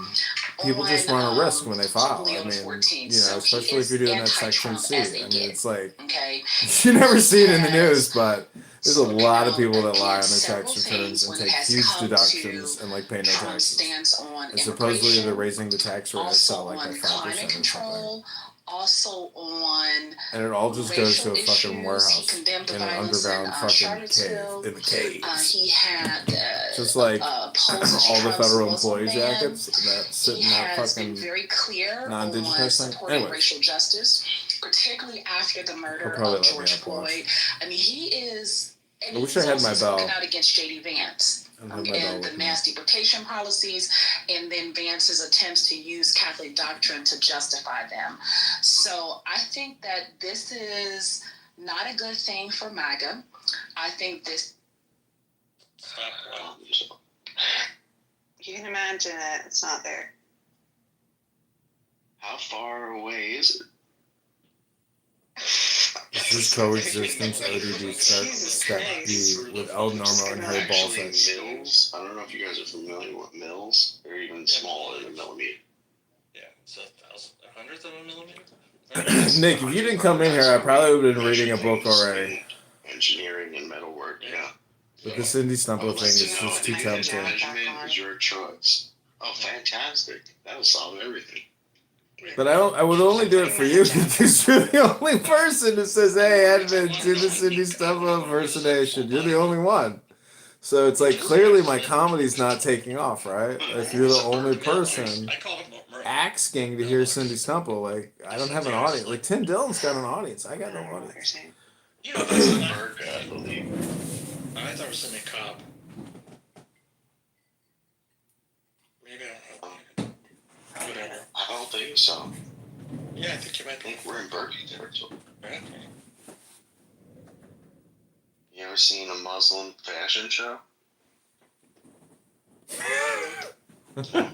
Me neither, but I imagine it looks like a whole bunch of black bed sheets walking around stage. Any other colors besides black? Is there like Yeah, there's other colors. cerulean or you know, purple or you know, There must be other colors.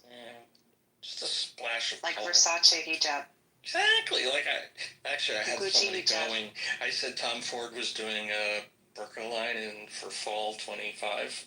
Somebody was like, "Really?" I'm like, yeah. Matching shoes too. You just can't see them. What's up, everyone? Did you see the what is it? The Met Gala with the Hindu guys dressed like that was very disappointing. Indian Rajas or whatever. It's just I feel like mainstream Muslim. What was disappointing, me or him? Him. Oh, I thought I took care of him, but it was just like it was just. Yeah, and he's an American. You should have heard this guy. He goes by the doctor, the bad doctor, not the doctor responsible. He's the doctor irresponsible. Mm. Yeah, he was holding court with Edward. Edward is reasonable, and I think I like Edward, but he holds company with some unsavory characters. It's your right to be lonely. Also, it says unsavory Ah. Yeah, he's become a little more radical. That's the nature of the beast, I believe. You know, Edward is sometimes reasonable, but unfortunately, there is really no reasonable in this matter. If he wants to state he's the only one who wants to state, and frankly, he's a blind guy from Connecticut. That doesn't mean anything to me. Well, it means He still everything wants to it. me. He still wants it. What means everything to me is him and the doctor are both Americans, and they have these ideals. To me, that's the most upsetting, that they're American. Well, their attachment to American ideals is a little bit tenuous. And they're also in denial about Well, no, they'll embrace American ideals to criticize Jews or Israel, but then, of course, they don't believe in American ideals when it comes to their own doctrines and beliefs. And that's the dichotomy. They're living in two different worlds simultaneously, I think. Isn't that the playbook? Can I just remind you that this is Clown House, and you'll meet all kinds of people who just, project all the time, and you shouldn't take it literally. It's just, maybe it's like a blind guy or somebody at a Down syndrome facility. You don't even know their back end, No, but I think we should take it literally. I think that is the reality, unfortunately. It's not. No way. Maybe you're just the clown. No, I am a clown. I'm a comedian. I'm just saying that, this is...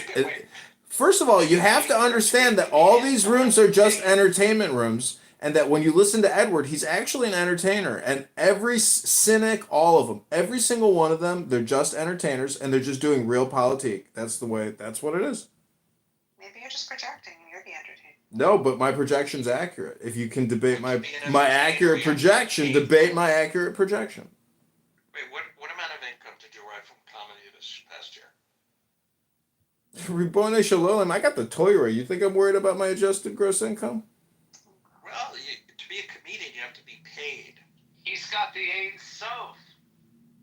Yeah, exactly. I mean, Jacob's Ladder does have its profits, and the Ein Sof is, beautiful philosophy, and I pray that Ribbono Shalom sends me a great adjustment to my adjusted gross income. I've already visualized it. Okay, Yaakov, when you're just getting started, you don't tend to make money in most art forms. Okay, how many comedy clubs have you played for free? I've definitely created millions of views from Clown House over the past 4 years. Billions of views. Not billions, millions, not billions, millions of views. Okay, what was the total amount that you've got from YouTube checks for impressions, ad impressions? I've lost multiple accounts. I've gotten multiple copyright infringements, multiple privacy rights violations. I have had dozens of Clown House people complain against me. Ribbono Shalom, I've created a network of haters. I mean, I have a network of lovers, but I got a network of haters. That's okay. You can't create a network without some haters. I think mass hypnosis will get his break. I think he's very talented. That is one of his important phrases, mass hypnosis. Yeah, it's only a matter of time until he gets his break. I think he'll get his break too. Does anyone know anyone at Saturday Night Live? I heard him say that was his dream before. I think that's where he belongs. I think he needs to focus on Second City. It's right in his town. No, my father auditioned for Second City with Sweet Chuck from Police Academy. Sweet Chuck from Police Academy made it big. My dad became a real cop, and he was in the canning business. Puerto Ricans, Africans, Mexicans. Did they rename Second City Third City? Maybe North Ave. No, I think he's going to be. I think there's a lot of people looking for naked men in their 30s playing the bongos on their belly. But there's other stuff too. But there's other entertaining things too. Very entertaining. Yes, yeah. I think he is. I call it self-actualization comedy. Oh, wait, you're at the top of Maslow's hierarchy, yeah? Oh, right. Self-actualization. Yeah, right top at of the hierarchy. the top. I'm an Ein Sof self-deprecating comedian. I mean, Ein Sof loves self-deprecation. It's a roast, and that's what I've realized what Clown House is. It is a roast show, and I have been filming it for many years. I would hope that Clown House is actually my biggest legacy because I feel like this is like recording a television cast, and it's, I'm the only one doing it, and I think it's an interesting cast of characters. You're right. Combination creates great holdings. If you read some stories of something like Tzaddiks and Rebbe's, and I heard this one where this Rebbe comes to his town and he wants to go to this guy's house and he goes to his closet, opens the closet, and in that closet he said something was very holy, and it was a costume that this Yid was made to wear in an embarrassment, in the town, to embarrass him as a Yid, and in his embarrassment created much holiness. So you have a good point there. Mom, who are you talking to? I only see one half the conversation. No,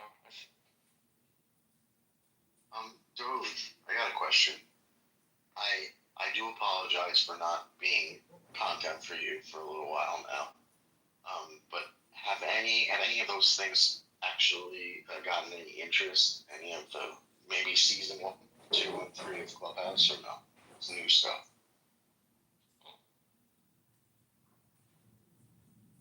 Doge, are you there? Or is the con blocking your hearing? I think you might take up the most space on the internet. Anyone. Well, the comedy is the secret, and just look at what's his face from Comedy Central News. What's that guy's name? Anyways, comedy allows you to be subversive in a way that there's like no other art form like comedy.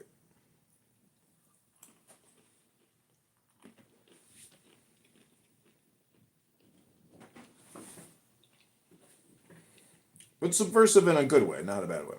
But you should definitely be doing improv. I think you'd be very good at improv. Do you engage in it at all? I've done it, yeah. I did comedy classes at Second City here in Chicago. What have you not done? I've never skydived. I've only bungee jumped. No, I didn't want to. I dropped out of the Air Force because I didn't think it was I tough. thought you were in the Army. I was just kind of joking with the fighter. No, I changed from Air Force to Army, and then, but I'll tell you the truth, the Air Force was the way to go. The Army is not the way to go. People do that? You can switch services? In college, you can switch ROTC, yeah. Okay. Plus, I flew a plane, and I was like, man, it's fucking bumpy, and this isn't very comfortable, It was one of those Cessna plane. I was like, man, I don't think I want to be a pilot. It's so cool. I really want to be a pilot. See, like, don't want to be in the Navy. Don't want to be in a tank. I love that. You wanted to be a pilot, but it was a bit too bumpy. I'm serious. I flew a Cessna, and it was not a pleasurable experience. It was very uncomfortable. It gets better the faster you fly. Did you hear what happened in New Jersey last week? No. Oh, yeah. Traffic control was Yeah, down. they lost radio contact for 36 seconds or something like that. And they said like a bunch of people are out because of the trauma, like working there. What do you mean a bunch of people are out? They quit? Like they were like on leave from the trauma of like being there when that happened. Some pilots are freaking out too. The Secretary of Transportation has just announced an overhaul of the air traffic control system today. How does France justify bringing that Syrian jihadist Turkish-backed militant into Paris? Killed thousands of Christians, right? I mean, I saw videos of what they're doing to people, and it's so sickening because you realize it is an Islamic caliphate, and they're insane, and it's it's a war crime what they're doing to people. It's insane. Wait, what is France doing? I missed The Syrian militants, what they're doing to Christians. No, I know that, but what did France do? They brought in the guy, you know, in a suit and Went to Paris? yeah, justified him or gave him, backing essentially. But he didn't leave the country. He left the country to lose his position. No, he went to Paris to have a meeting with Macron. Really? That's surprising. I don't know. I mean, it's how does that guy have freedom of movement? Look at Paris, though. They're in so deep. That's why. With that electorate, that group, they're in so deep, they're fucked. Look, as long as Turkey backs him, he can do whatever he wants to. It's becoming Turkey South. Taking over the air bases. But they're in secret talks with Israel being what do you call it? The UAE is coordinating it. Security matters, in quotes. That's all they would say.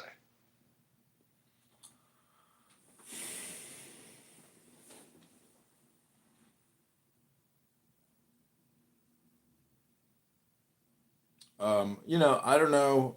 I think coexistence to me is just another hypnosis word. You can go to the Baha'i Temple here in Chicago, and it's magnificent and beautiful and just stunning. And their whole thing is coexistence. So, I mean, I think if you want to have coexistence, it has to be like a science of religions, meaning you can't be all or nothing anything, and you should know a little bit of something about everything, or at least culture or psychology and people, and know that I've been to Jordan twice, and I've been in weird, very strange areas with what I would call. Petra is not a strange area. No, I'm talking like people's estates with like Egyptians and I don't even know. Anyways, I saw Palestinian like towns, cities in the distance where the Jordanian guys was, you see that fucking city over there? That was a Palestinian encampment. Now it's a fucking village slash like looking city almost or town. So, I mean, when you're there, the Jordanians have a very different perspective. Like there's in group and out group, so it's super tribal, and then there's like a super tribe, and the expression is me and my cousin, or me and my brothers versus my cousins, me and my cousins versus the world. So I don't know. It's like, to me, the whole thing is like machismo, essentially. People got these fucking big ideas, big ambitions, but their town doesn't even have a fucking library.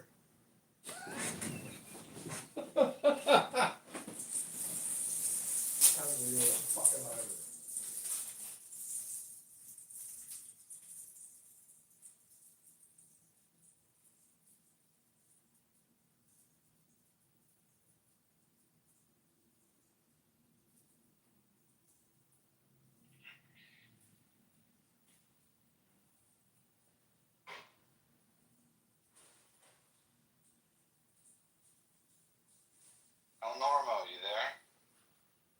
Yeah. Did I miss anything exciting in the room earlier? I just came in like 10 minutes ago. No. It gets interesting, then it gets quiet, then it gets interesting. Have you listened at all to Jonathan Pollard? Yeah. Yeah, I was thinking in Israel he would be an interesting character to meet or hear speak if he even does that. I think he's doing a podcast. Yeah, that's how I listen to him. But he's wicked smart. A bit controversial, but I still think so intelligent. Very interesting. What do you think? What do you think he about has Vindman? the ear of a lot of leaders. He's got the ear of a lot of higher ups in Israel. What do you think about Lieutenant Colonel Vindman? What you said, Vindman? Vindman, yeah, he's the one who said that Trump didn't have a perfect phone call or something with Ukraine, and He was on Curb Your Enthusiasm. Oh yeah, He's what a got a big bitch. social media following. You know, I mean, Oh, he's such a bitch. he's a Did you bitch. guys see him?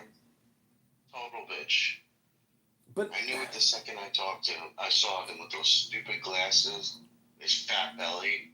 I don't think it was nice for him to say this. It wasn't a perfect talk. Shut up, you little bitch. I mean, what a bitch. I mean, That was a very weird episode. hundreds of thousands, million. You know, Impeach Trump for? Huh? so strange. It was such a thin case. And Vindman is a weird character. So was that other spy that got fired?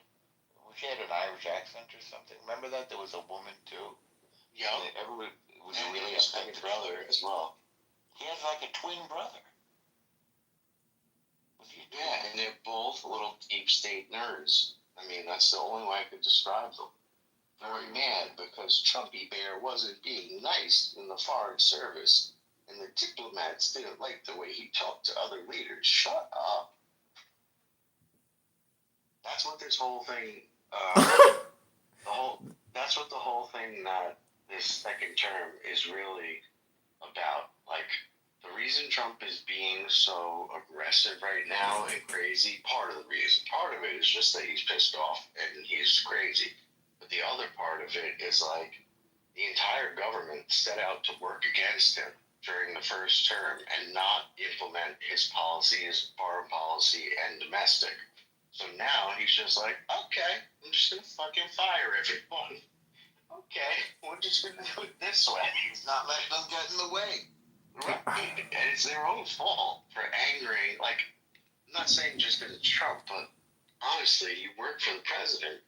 If you want to go up against that, Democrat, Republican, whatever the president is, that's fine. But you're going to have consequences, and that's what we're seeing right now, in my humble opinion. You know what would be a very funny interview is somebody from the U.S. military that had a lot of experience with trans soldiers and the policies and the rules and the protocols and the whole experience of like trans soldiers in armed forces. It has got to be the like most bizarre, cringe, can't believe what you're fucking witnessing. Also, that you can't even believe that that person is doing what they're doing. Because that to me is the wildest thing is, you know, somebody who is just constantly projecting trans in the military and they get this like policy and procedure to actually do it. It's like the biggest role play simulation ever of total insanity in all military of all times because it's like right out there in the open, you know, under Biden. It was like, I mean, there's got to be so much documentation on it, and I'm sure a lot of soldiers have a lot of videos of like, you know, maybe what you might call disabled people doing army play, but just sad and weird. I mean, just weird to think that you would have like a squad of trans people, you know, in a platoon or something, but and across all branches of the military. So it's just it's got to be one of the funniest things, and I'm sure there's a lot of crazy videos that will come out.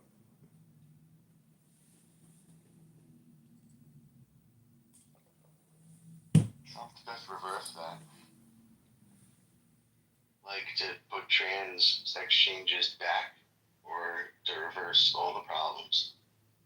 Trump reversed the order to permit trans people to serve in the military. It seems so inappropriate, doesn't it?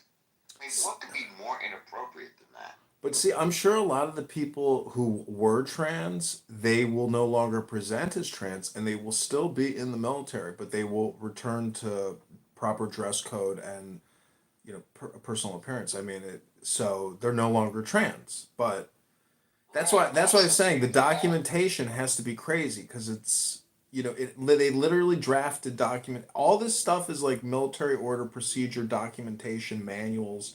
So there's literally like trans manuals, LGBTQ manuals. I mean, you know, that's because of the administration. But what happens if we get an administration like that again? I don't know. Will America ever get an administration like that again? To me, it seems highly likely, right? Seems very likely. Yeah, it's likely to happen. I mean, they were teaching CRT in the military. they were teaching people that white people were evil in the military. Well, listen to this. When I'm in the infantry, I'm in Fort Benning, Georgia, and you can go to every religious service option. There's like 10 religious options on every Sunday. I went to every one of them. And I experienced every single religious denomination under the sun on a major military base. And they bring in people who conduct religious services for whatever specific religion that is for those soldiers. So I went to an Islamic religious service, and there is like an imam on a U.S. Army military base saying that if you don't believe in Muhammad and the truth of Islam, your head will be crushed on a rock for infinity or eternity, and that's your punishment. And this is on a U.S. Army installation. You heard those words out of his mouth. Out of his fucking mouth. And I just couldn't even believe what I was listening to. And I'm like, this is so crazy. But I understood, because of freedom of religion, you're going to, and the fact that they basically, I would say, contract with almost basically, or these people are doing it for free. I don't know how he was being compensated, but they all got access to U.S. facilities to conduct all these religious ceremonies and religious activities. Army chaplains get paid. No, but this guy was not in the army. He was an imam who had special permission to conduct Islamic classes and ceremonies and religious, Sunday service. That's the problem with religious freedom and democracies, is that they're a little too open to ideas that threaten and challenge those democracies. I didn't even bring it up. I mean, to me, it was just another experience, and you were moving so quickly. There was no time to. You can't report anything as a private. I mean, it's just an experience. But, I mean, you meet all kinds of strange people in the military. Honestly, I met white supremacists. I met people that were in New York during 9/11. I met older people who were polarized by 9/11 that wanted to go to war. I mean, you meet all kinds of interesting people. I was 2 blocks away in Battery Park. I watched the towers fall with my own eyes. I mean, to me, when I see those videos, to me, it looks like a controlled demolition. And, that's my opinion. I don't know who did it. Could have been internal. Could have been a combination of internal, external. But to me, I think Larry Silverstein made out like a bandit.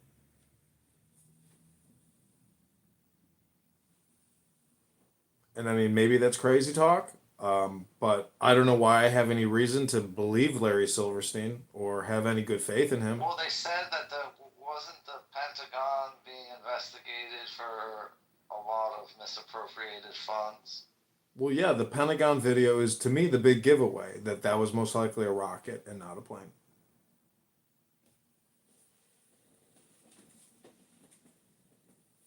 Well, no, and apparently the records that were being kept in the World Trade were associated with government funds. Yeah, WTC-7, which is the third tower that fell on 9/11, housed Salomon Brothers, CIA, New York Emergency Response, and a whole slew of other government agencies. So it was like a federal building. And that one definitely fell from thermite detonation and controlled demolition. That's a fact. That thing didn't even get hit by a plane. It fell free fall. I mean, that's controlled demolition. So it's like that information's got to come out. I mean, because to me, that's most obvious crazy. It's not even conspiracy theory. It's like, that's unexplainable. Like, that has to be. Have you seen the video of the storage rooms that had all those? I don't know if it was some detonation material, some type of bomb type material. Apparently, trucks were coming in and out of the World Trade for like months at a time leading up to it. I've seen a lot of good documentaries on all this stuff. The Corbett report was probably, like, to me, the biggest whistleblower source of information, with like Kroll Associates and the Bush family connection, meaning that there is, coordination or cooperation between, central intelligence agencies of the world. I mean, just like central banks. I mean, there is an equilibrium on the planet. But it could have been, if it was something like this, it could have been a deep state not orchestrated by the state itself. I don't know. I think 9/11 was a cooperation between global intelligence agencies.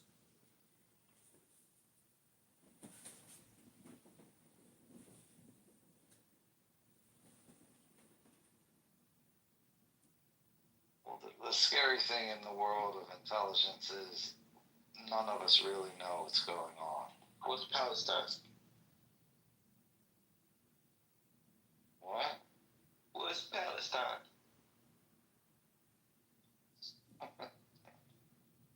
The 9/11 Jesus' birthday thing is a little weird. Who cares?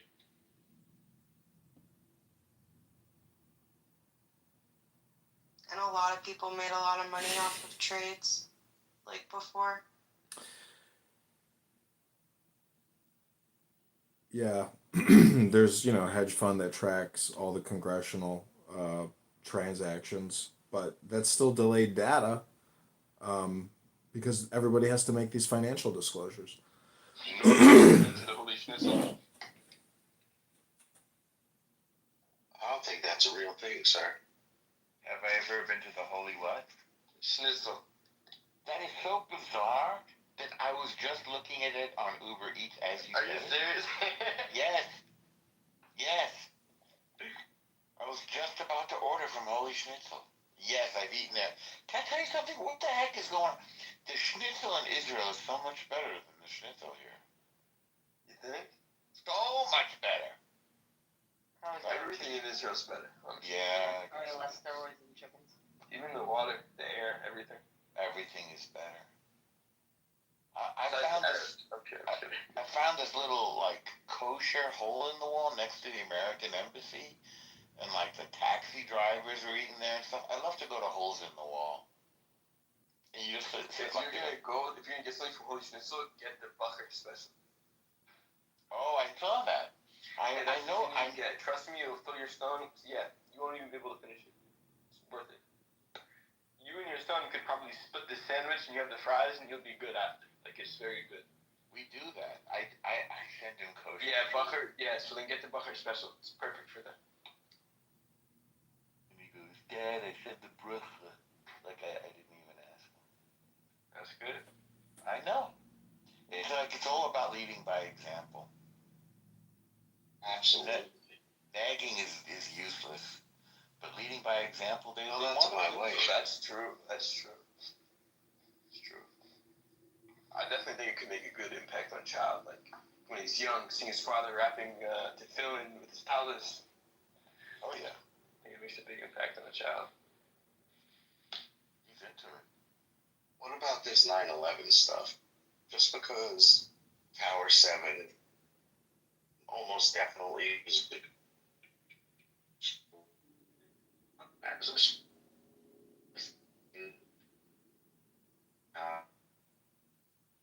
what we're going to do?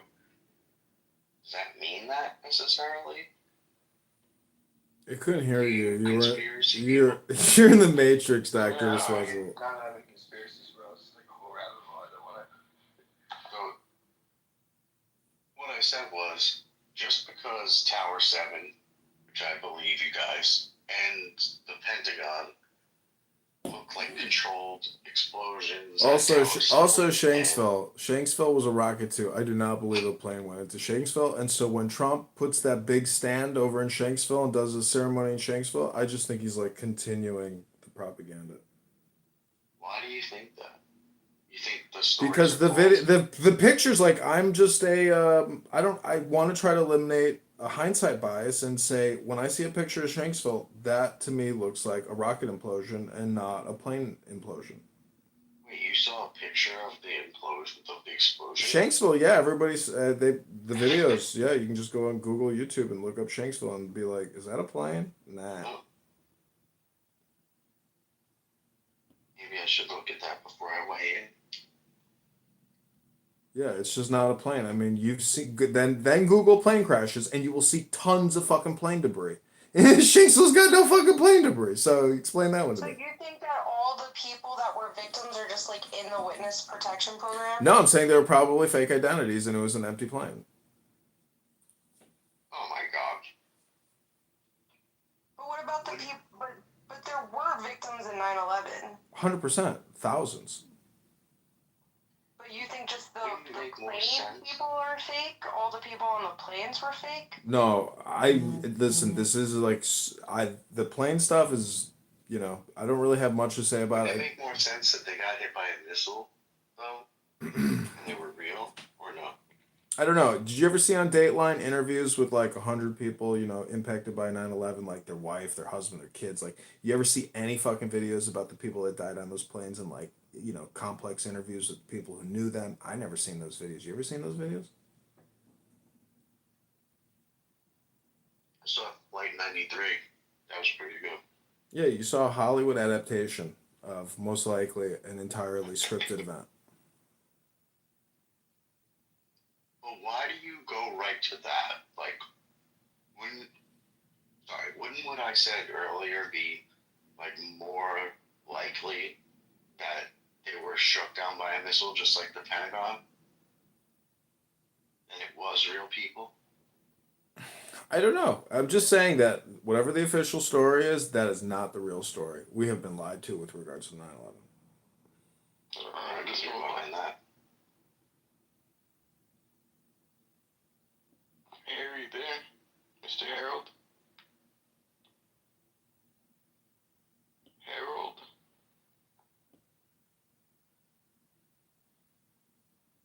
Which deep state operative just said, "Let's move on"? Michael Aquino.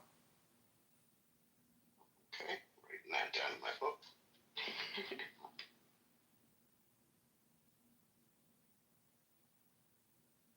I'm a deep sea agent.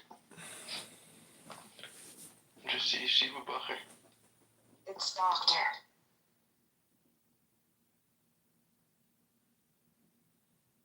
Like, what was it, Ilhan Omar, when she's like, some people did something that day. She's a Sharmota. If there's one person I'd like to see arrested and deported, it would be Ilhan Omar for marrying her brother and falsifying her immigration paperwork. Send her to China. No, we should send her to Gitmo. Send her to New Delhi. Yeah, after we capture Ilhan Omar, we should round up about 150,000 Somalis out of Minnesota and also deport them back to Somalia. That's just my opinion. Or we can colonize them and make them speak Yiddish. What do you think?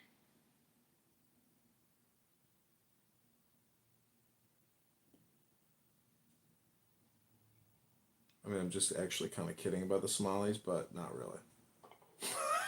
Reinforce and convert them into Hasidism. What do you think? I don't know. We got a new Chicago Polak as the Pope, That's exciting news for people. The guy's so Polish, he doesn't even know he's the Pope.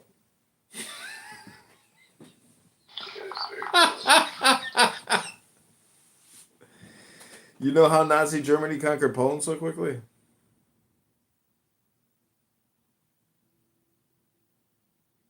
They marched in backwards and the Polacks thought they were leaving.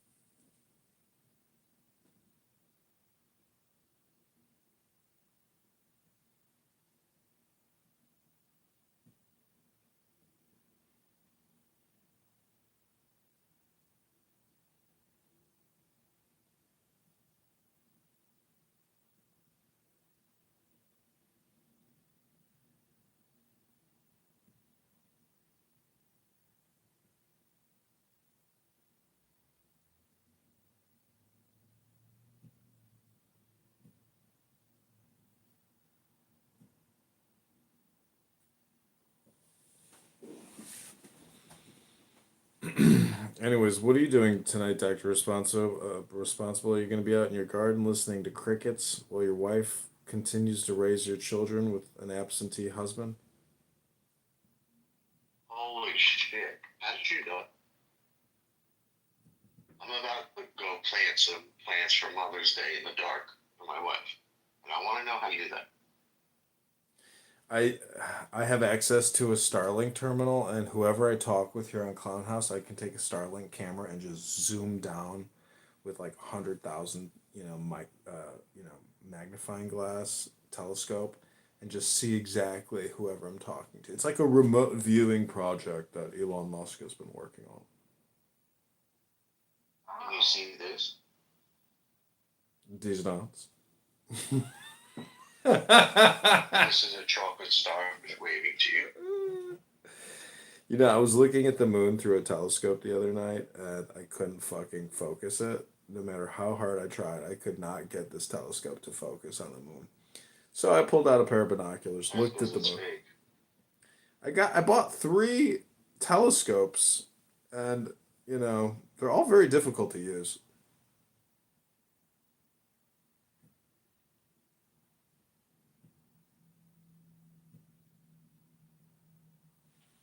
Not because the moon's fake. It's a projector up on Trump Tower. I'm just saying. What? Do you know how many moons Mars has? I know they found a new one, right? Do we break the firmament? Did we break the firmament? So funny. Yeah, I don't know. What do you think about the moon landing? Like the fact that you can drive a car up there, drive it around, play golf, fly back to the Pacific, and then go to Hollywood and like talk to Nixon, Is it propaganda? I'm not buying it. I'm really not. I know but they can't do it again. And also that black lady took them there. She was just such an autist with numbers. The human computer African American? Yeah. It doesn't add up. No pun intended. You know what I'm saying? Why wouldn't they continue this behavior? Couldn't have been that hard. So I used to live in what's called Century City in Los Angeles. Yeah, I heard it. And there's this hotel there that has this amazing lobby in the basement. It's an older hotel, but it's a huge hotel. And they had all these black and white photos, like old historic photos. So there's a photo of Nixon with ABC, CBS, NBC, and this giant box with a glass window, and these astronauts who just came back from the moon. And it looks like the Nixon Johnny Carson show. And it was at that moment that I realized the connection between, major media, because NBC, CBS, ABC, that's all there was, those 3 networks. So that was the networks to the world. I mean, and that whole lunar mission, I mean, think about Tom Hanks. Like, to me, that's the big giveaway. It's like, it's all fucking fake. If Tom Hanks in that whole movie with what's-his-face, I bet you it's all fake. bet you the whole Tom Hanks movie's completely and utterly fake. I think the Castaway was more realistic than the moon landing. I mean, have you ever tried to visualize what it would be like to get into, let's say, even Elon Musk's, Starlink or Starship or whatever, but just think about it from the perspective of the person, like, in the cockpit, as if you were, like, in a plane, flying a plane up on the surface of the Earth, But think about being in, like, a fucking rocket, and you're flying to the fucking moon, and you're like, man, we're getting closer to the fucking moon. We're about 50 minutes away from the moon. And you're just like fucking blasting, because you got to have a lot of rocket propellant to get to the fucking moon. Then you get to the fucking moon, and then, like, what do? You get into, like, a geosynchronous orbit with the fucking moon or something. You're floating around the moon, and then you're like, all right, let's send down the fucking capsule. You fucking land this fucking other spacecraft on the surface of the fucking moon with a fucking car and a set of golf clubs and some cameras. And oh, don't forget, this shit's being beamed back real time. You know that part too about the whole story, that the whole thing is live, right? You know that, right? There's like a 15-minute delay or some shit. So anyways, I'm just saying, Then they got back in that fucking capsule. They fucking flew back up to the mothership, and then they flew the mothership to the Pacific, and then they went on ABC CBS to tell the story. Is that fucking real? I don't think so. Did you ever see the video of Neil Armstrong trying to land there or trying to test the lunar module on Earth, and it exploded and he ejected from it in the very last second before it exploded? And that was on Earth. I don't know if you guys saw that video ever, but yeah, there's a video of that. So yeah, and somebody on the chat was arguing with me one day about it, saying that I said that it's fake. I completely agree with you. And they were saying I was crazy like a flat earther and all this shit for that. Oh man. I don't know what's that one guy's name, Neil Armstrong, who like gets visibly angry, like, and actually attacks people when they say swear on the Bible. Yeah, like if you really landed on the fucking moon, do you know how much of a G you are? You don't need to get angry at conspiracy theorists who are trolling you. You could sit them down and say, "Listen, son, you stupid fucking loser. I landed on that fucking moon, bitch.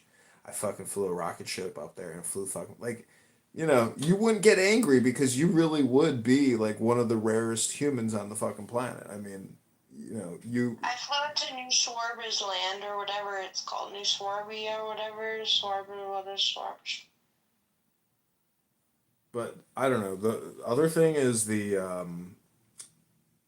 Stanley Kubrick, the Stanley Kubrick films, like where he's saying it's all, you know, a government federal intelligence operation and a propaganda effort. I mean, I don't know if it's real or fake. I mean, because I know we have.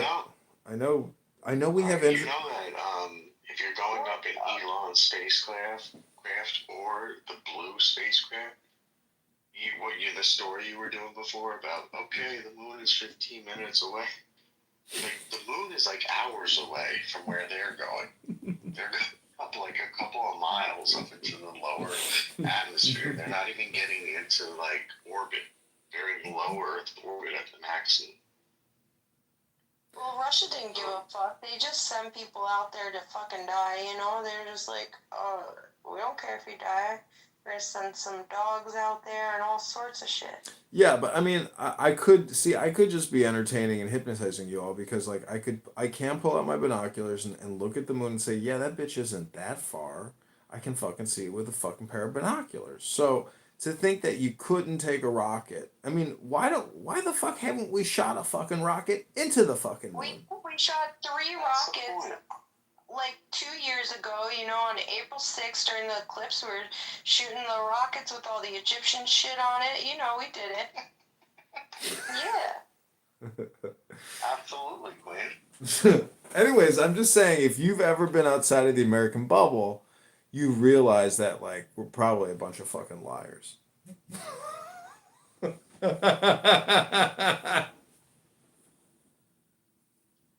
thing is, though, Edmund, you are more likely to find people that are kind of believe like you or awake like you than in America than anywhere else. A lot of these countries believe our mythos more than we do. Especially Israel. They believe everything we spit out. I mean, you're talking about a country with 12 million people, and then, you know... What, Canada? No, Israel. Wow. Their population is pretty close, isn't It's the size of the city of Chicago in terms of population, and Chicago is like 100 times bigger, you know? Israel's a tiny little fucking coastal enclave nothing. It's you know, the Israel... Basically... I don't know. I think there's a major difference between Israeli Jews and, you know, diaspora Jews, European and American Jews. There's a big difference. But the thing is, once you become acclimated to a culture, there's no more difference. So they're no different than anybody else. Nobody wants to get fucking murdered. Nobody wants terrorism.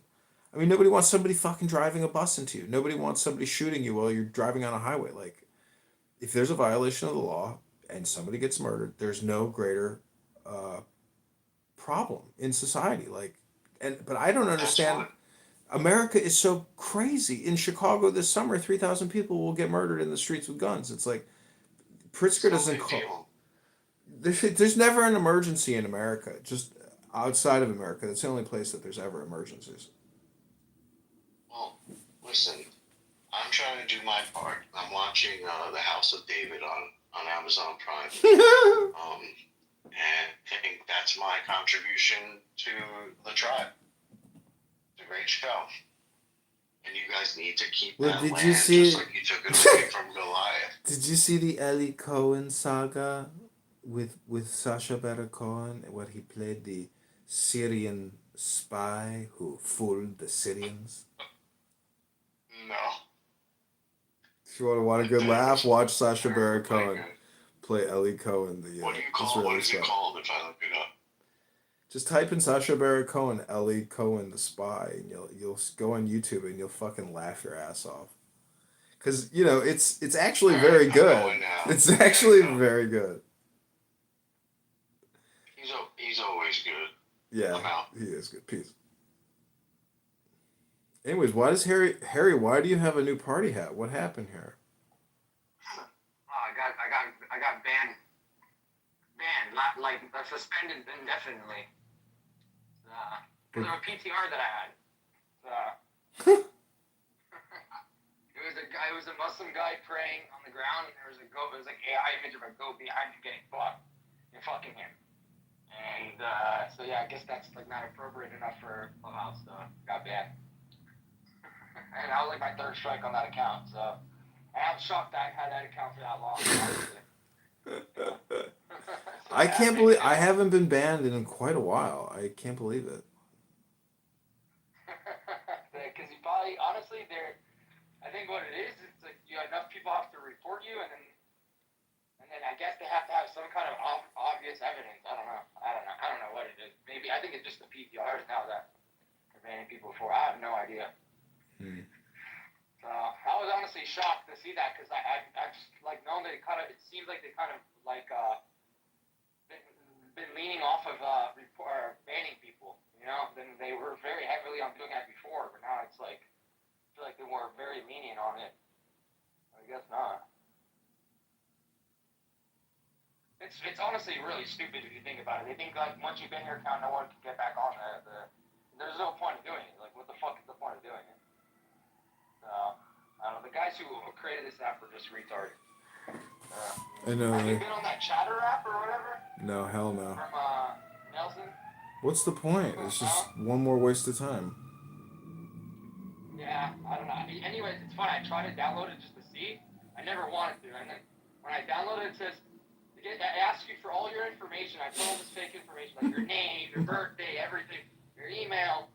And then you get to the final page and it says, oh, well, sorry, right now we're only doing invites, so we'll send you an invite whenever there's a spot open, pretty much.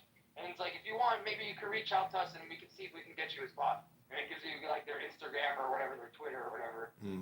So I'm like, what the fuck? They make you give all your information. They probably sell your data to make money to fucking open the app, to keep the app running. So. Well, I think they. I think they use it as like a way to qualify people to like see how much they can scam them or if they're a potential victim for their investment scam. It's kind of what they do. It's like a very high filtration app. It's like we'll call you, don't call us. That's the. Basically, it's a filter app in a way, but they must put a lot of money into it if it really even works. I mean, I don't even know anybody. A couple people who say they use it. The funny part about all that shit is that guy Jonathan, like his friend who I guess is doing it with him, did all the rooms with him. He opens a room here in Clubhouse. I know. And then they stream the room from Chatter to here. It's like, what the fuck? But you're requiring people to get an invite to join your app. How are you going to build your numbers and shit if you're only making the invitation only? It makes absolutely no sense. It's like it's a place for Nelson to go and talk and not being able to be the king, right? So no one can moderate him. No one could do shit. He can run his own app and be on his own app at the same time and talk about whatever he wants to talk about. So it's just a power move, I would say. And he brought his whole audience with him, and now he realized, like, I can't bring the whole audience with me, we'll just advertise it on fucking Clubhouse and Twitter and shit. Because he was also on Twitter too. So. Yeah, but Or X, I should say. I mean, it's just all stupid conversation. It's mostly all just gossip and, fucking jibber jabber. It's stupid. Yeah. It's content. I guess it is content, but I mean, it is what it is. It's a small audience, really. Yeah, if you think about it in the long run, it's a very small audience. Grant Cardone is like their. On TikTok was way bigger. Grant Cardone is like. Oh yeah, he's like their. Yeah. He's He's the guy who brings everybody. Yeah, he is their authority. Or their credibility in a way. He's the only like real notable notoriety kind of person, and his it is what it is. I mean. Honestly, I didn't even know who the fuck he was until I was on Clubhouse. I never heard of his name in my life before until I went on Clubhouse, and then all of a sudden I started seeing like ads everywhere on fucking Facebook and everything about Grant Cardone's book, and he had all these videos of him selling shit and like selling his promotions of how to make money or whatever, all this shit. It was like everywhere at one point. Yeah. On Twitter, on fucking, it was there. I don't know what he did. I don't know what it was, but I didn't know who the fuck that guy was before Clubhouse. So no idea.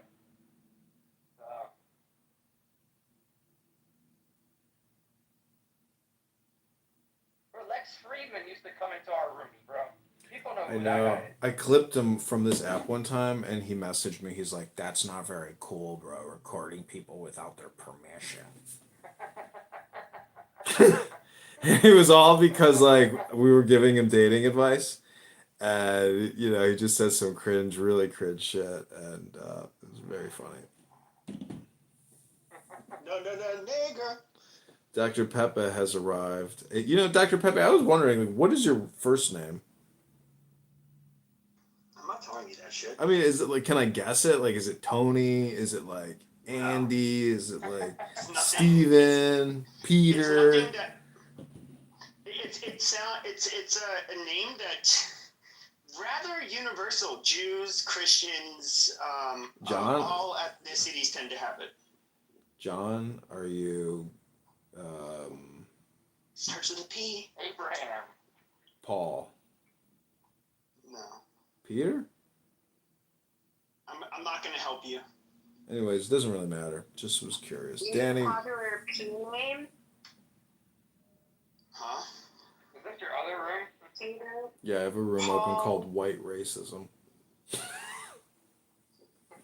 Peter, Paul. Because I was in Chillism, and they just go so hard against white people, and it's just ridiculous. It's Paulo. Jesus Christ. Oh, I like the name I Paulo. know, it's total brain rot. Yeah, because Jews name their kids Paulo all the time. Never. I know. That's why I'm full of shit. I met one. That's a nice name. Well, I guess like if you're like from Brazil or some shit, but I mean. It's Italian.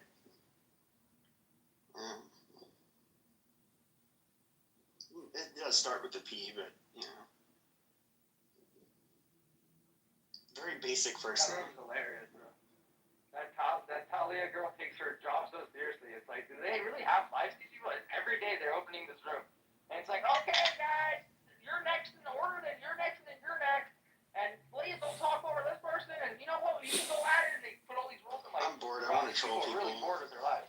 They put so much time into it that like if you go to YouTube and you type in Chillism Clubhouse, all you see is my videos, and they're just all damning videos, and you're like, I can't believe these people will spend this much time every day, and it's really basically people essentially trying to demonstrate their command of the English language.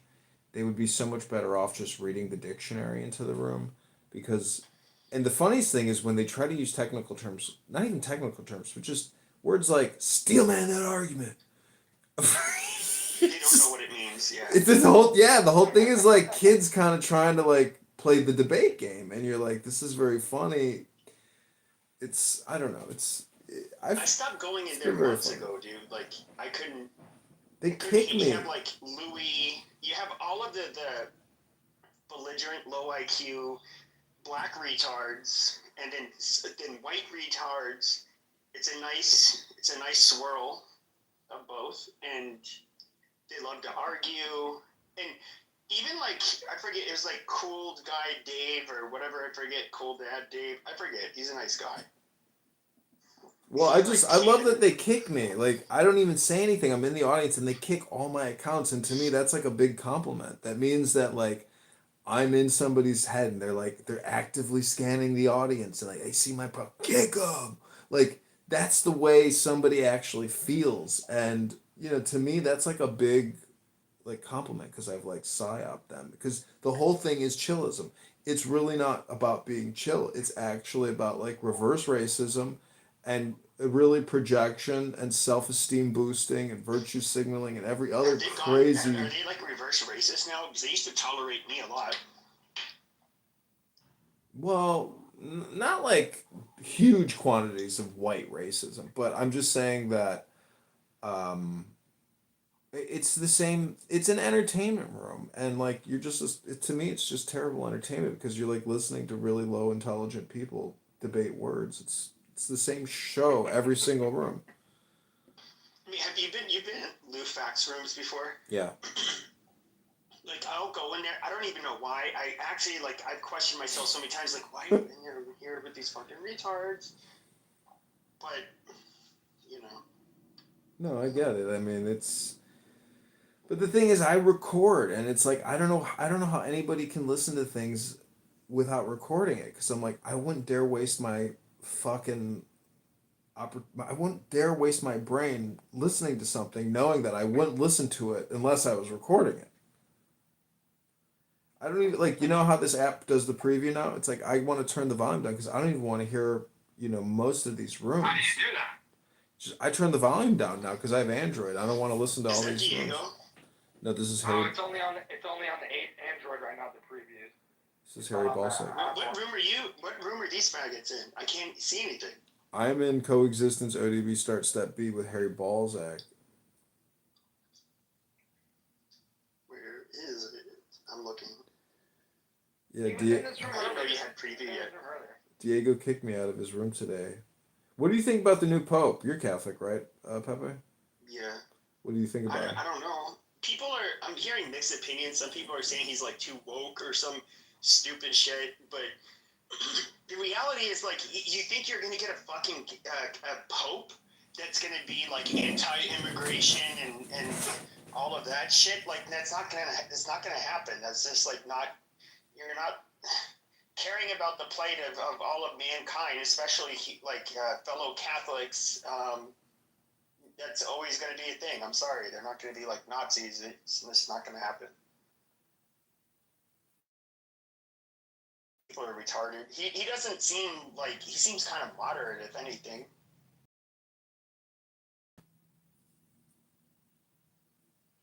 He doesn't want hosts to be deacons. He has pretty strong stances on that. Did you see But it's weird. They're trying to say oh,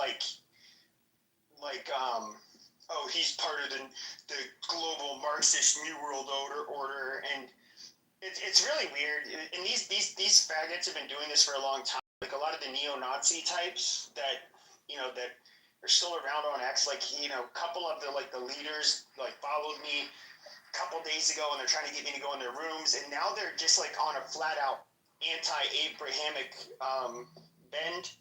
Abrahamic religion bend, and this has been going on for a couple of years, but now it's like kind of pushing strong. They're saying, like, if you're pro-white, you cannot be Christian, you can't be yada yada yada, because it's just like, you know, it will imperil our people.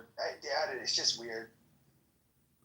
So now Christians and Catholics are kind of getting caught up in the anti-white conspiracy theory stuff, so we'll see.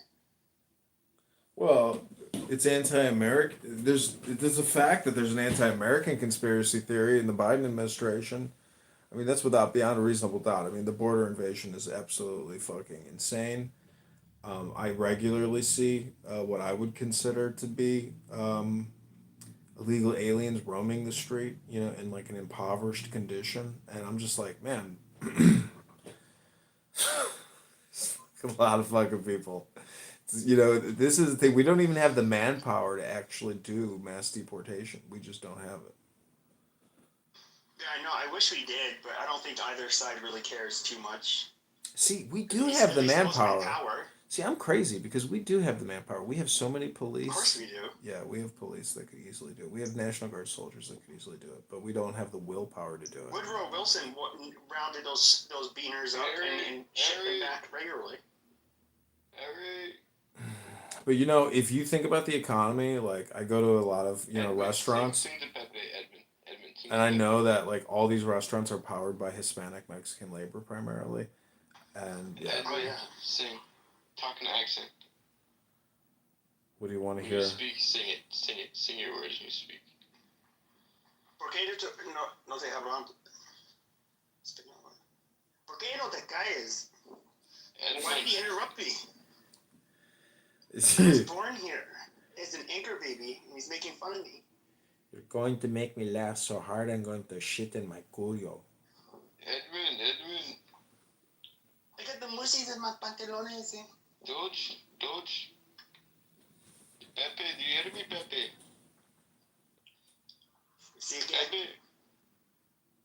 Pee-pee. Pepe. Pepe, I was filming videos of myself today with a Pepe mask on, and I got thousands and thousands of views. Hermano, Pepe, do you hear me, my friend? I was playing music. Never had one lesson. CK, pinche mayate. Hello, my friend. So Pepe, if the Pope comes to America, which he certainly will, and he invited you to a gathering, would you go to meet the Pope? Yeah, why not? What would you tell the Pope if you had 10 minutes of his time? I don't. Well, I mean, if I knew I was going to have 10 minutes of his time, I'd probably spend all day thinking about what I'd ask him. So I really don't. Off the top of my head, I don't know. I mean, you do realize when you meet the Pope, and you actually, anytime you ever really meet somebody, no matter who they are, you realize, oh, it's just another fucking person who's gonna die. And that's... Well, sure, but yeah. I mean, it's like... But if there's like... Compared to like a celebrity or some shit like that, it's just like... I'm sure people like me might have like existential life questions and... questions about certain things involving morality, and it's just like what am I supposed to fucking do? Like, what realistically, would I would ask those kinds of questions.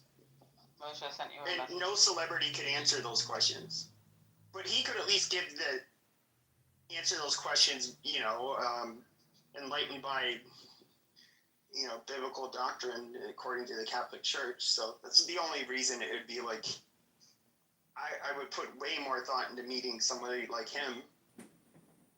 What do you think about like American Protestantism versus American Catholicism?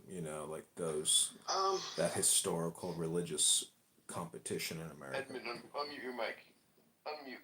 They have flaws. So you do hear me. Like if you're to look at Protestants, there's good things about them in comparison to Catholics, and I would say that like the whole thing with Protestant work ethic. Your words must be sung. I would say that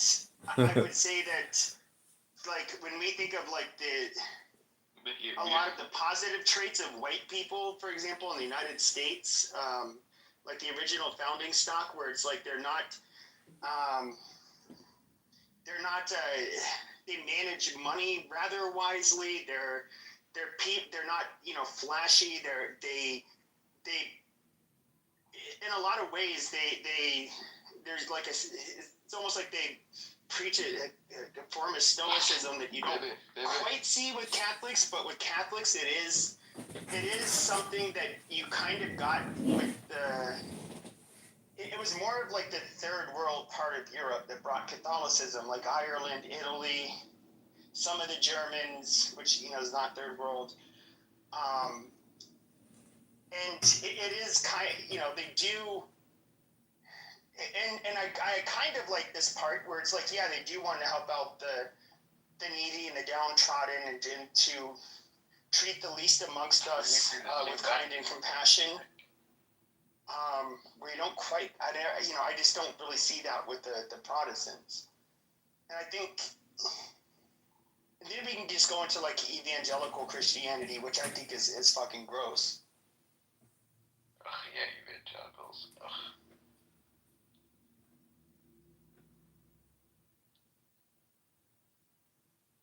Yeah, but I mean, evangelicals are just Protestants. Damn, you're not singing to him, bro? What the hell? I don't think You're supposed to sing that. I differentiate them Sing your response, from Protestants. Oh, I forgot. I gotta sing you a response.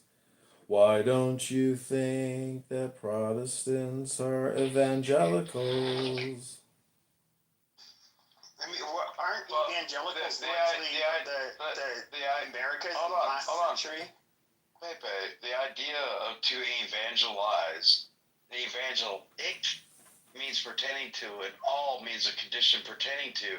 So you're talking about a condition pertaining to, like, evangelizing.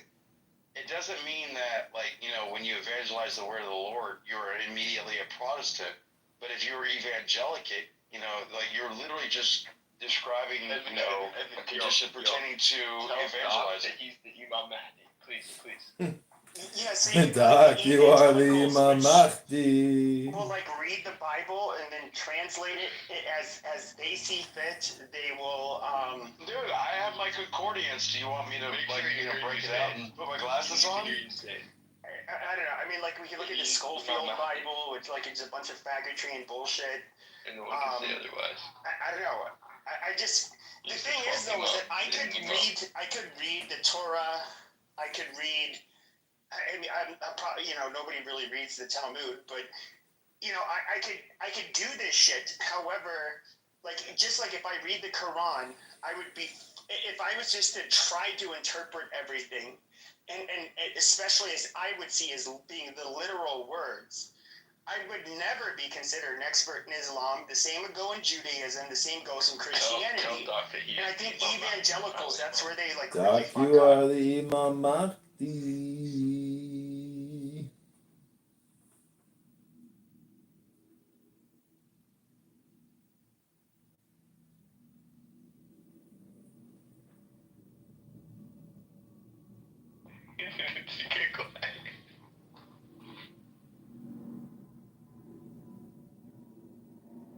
Doc, you are the Imam Mahdi. So Pepe, Pepe left. I am the Mahdi. Pepe left. Doc, can you hear me? People doesn't understand his Asmahona ground. That's why he left. Doc, you are the Imam al Mahdi. Yeah, I am the Son of God. You are correct. There's nothing else you can say.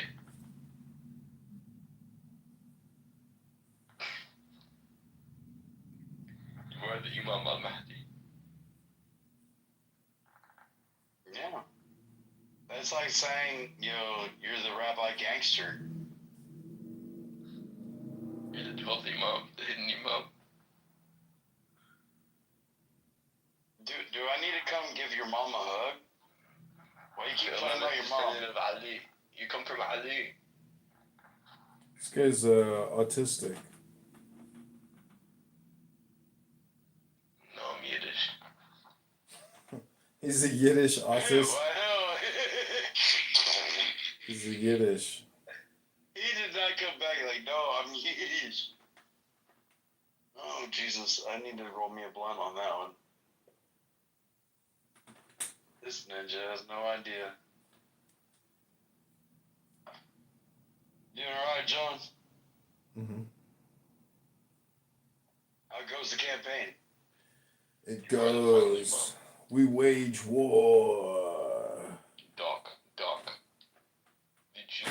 Yes, I'm listening. We got a talking ape in here. The Jews are your father. Well, I mean, my great-great-grandfather was Ibrahim Rothschild, so you're probably not wrong. We are your ancestors.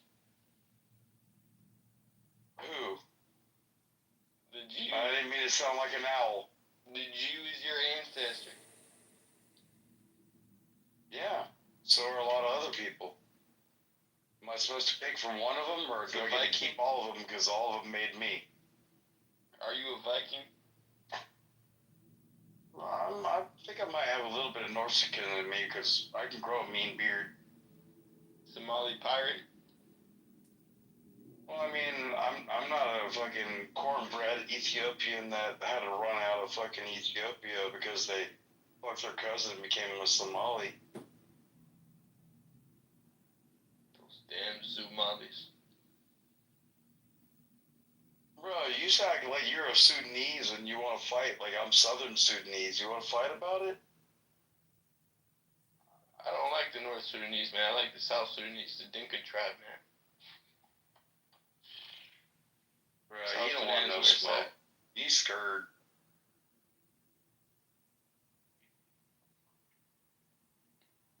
So you had a great-great-great-grandmother named Fatima? I don't know who my great-great-great-grandmother was. 1, 2, 3? Well, you're Mahdi, so you must know that you come from Fatima and Ali. I know that Do you own a my black turban? great-great-grandfather married a Native American girl who was the granddaughter of a runaway slave and a Native American Seminole Indian female.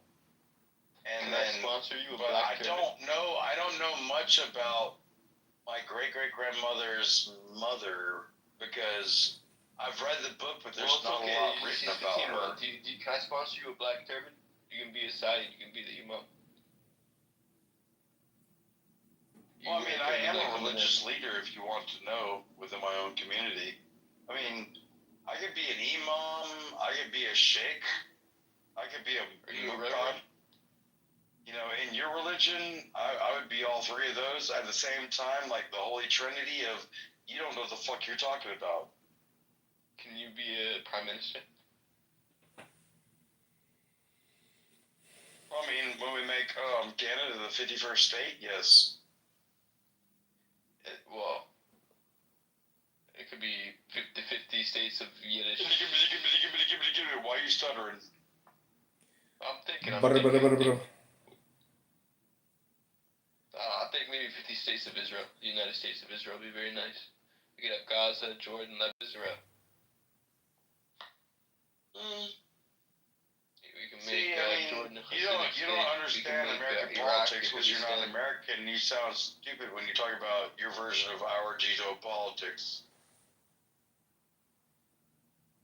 Excuse me? Did I stutter? Wah, like Charlie Brown's teacher? Did I stutter? The only one stuttering here, buddy, is you. Ooh. Bro, I'm about to bury you in the Great Pumpkin Patch. Oh, I dare you. I dare you. Ooh.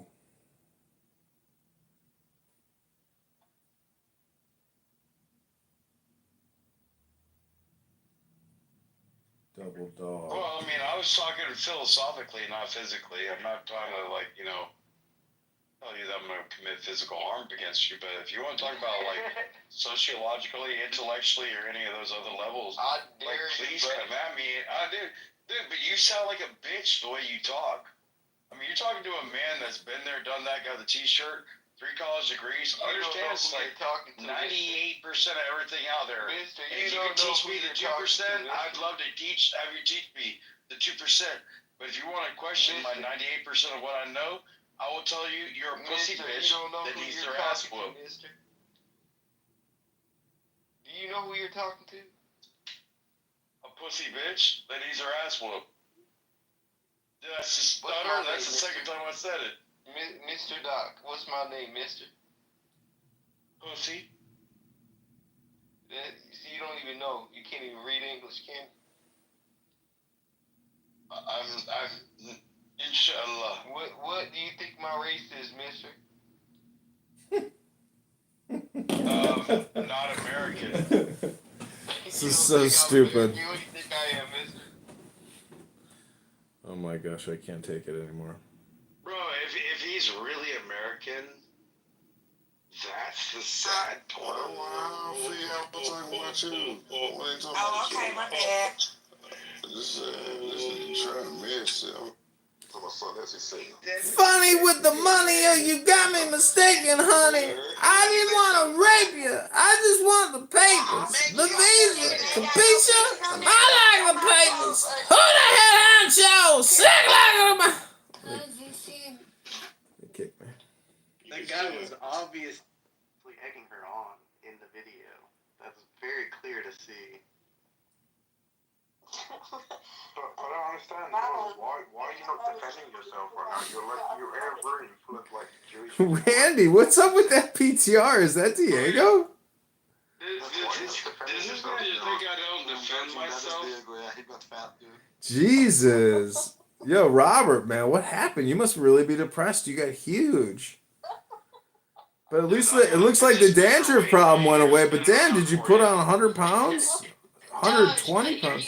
Link in the chat. My friend wants to watch it on YouTube. Actually, never mind. That guy's hair is thicker than yours. Yours is thinning out. Al and Nora. Anyone can egg on a woman and get a rise out of her. I told Elle that I hit my girlfriend, and she got like livid. I could have played that up and got her a rise out of her. It's easy. Dude, I just wish that your girlfriend was my sister, so I could come over and like stick a knife in your throat. Your girlfriend twice. How do you not understand? I would love to put. She's a woman you've never even met, and you got a rise out of her. I don't condone any violence towards anyone. Okay, then. Oh, I love violence. It's one of my favorite things to do. The war. God Really? taught me about it. The God of War? I don't think boyfriends should hit their girlfriend. Yeah, it's just Disagree with God. that?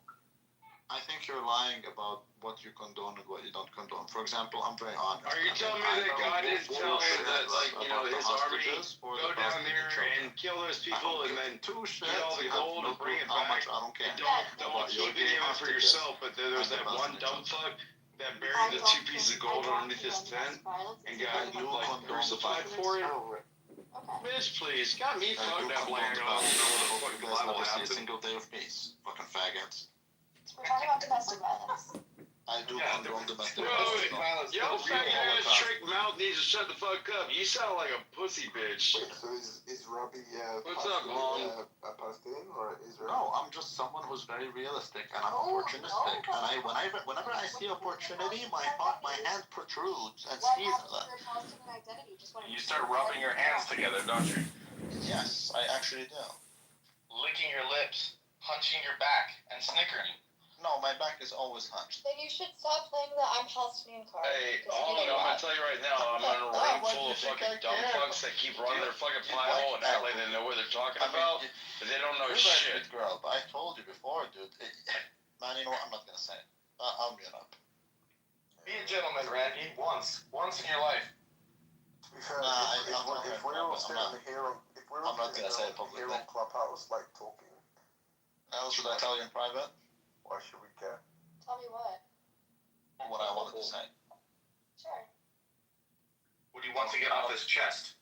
Yeah, I don't want to say it in public. I'll say it in private. Okay. Bro, he probably wants like the cum to come off his chest because he probably got somebody to come up and take a shit on that motherfucker.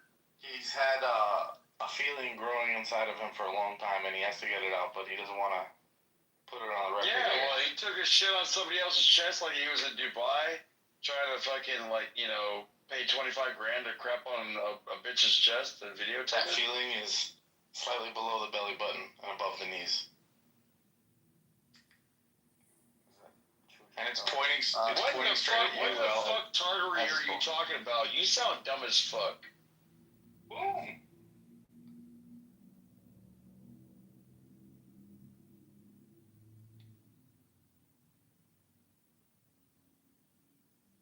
And I'm the one drinking beer. Why can't we all get along? No, Please make it make sense when I'm drinking beer. I'm still smarter than you. Exactly. And the shekels Think must about move. Ukraine. Just think about Ukraine. BlackRock owns a huge share in the weapon manufacturing companies, which make a shit ton of money by destroying Ukraine. But then BlackRock has all the construction contracts with Ukraine after the war. I make a shit ton of money by destroying Ukraine and then by building it. So why wouldn't I want to war in Ukraine? You have no idea what the fuck you're talking tell about. me, and I will right now. I will like, agree. but if you know anything about if you their, pray or then make tell me. rules to Then tell me stop losing then tell me what. Then tell me what is the difference. Forces of nature. Then tell me. Then tell me. Palestinian children. Tell me what is. Tell me what is. You're talking over me. You hear me asking a question? Morality, then? I said, ask me. Denial. I said, I'm a dude. You're not letting me talk because you're not being very smart. Your life I'm is asking you. worlds. I'm asking you. I'm asking you. Your I'm life asking is you. the standard of I'm morality. asking So you.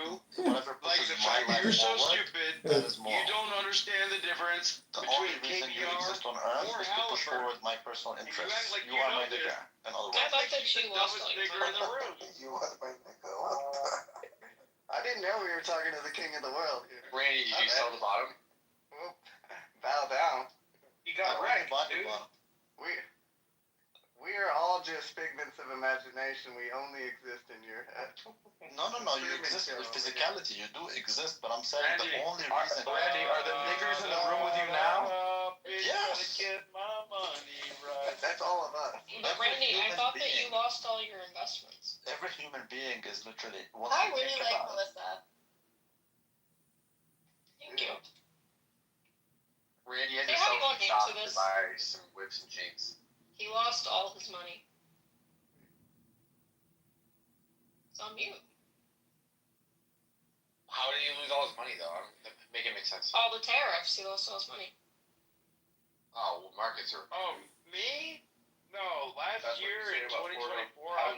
I made Not six true. figures on interest out of my I mean, investments. all of the recent comps But in the last like 5 months, I've lost like $48,000 on some of my investments So because you're I'm good heavily too, invested yeah. in Tesla. You know, but you know what? People, we no longer live in a world of nations and ideologies. You pussy bitches The don't even world know is how a to invest. college You of bitches don't even know how to live corporations, within your means. inexorably You got determined by credit the cards. immutable bylaws You're of fucking business. stupid. The world is a business, ladies and gentlemen. Exactly. It has been since the man crawled out of the primordial ooze. You get that? One vast. Everybody clap. Everybody. Diego's. One person understood it. Thank you. There is one vast and ecumenical holding company for whom all men will work to serve a common profit, in which all men will hold a share of stock, all necessities provided, and all anxieties tranquilized, all boredom amused. So what about Palestine? And Palestine will be the great circus about that park that we watch on television as Randy counts his shekels. That's crazy. Just think about it. As someone who is not really involved there, why would you be involved in any way that doesn't add to your investment portfolio? Like, are you guys dumb? Why do you listen? Wait a second. Randy, here's something you don't understand. Nuda was trying to be Shiloh. It just didn't work out.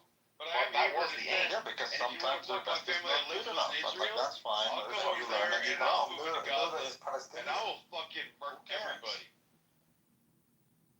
Do you think, would you kill Noura?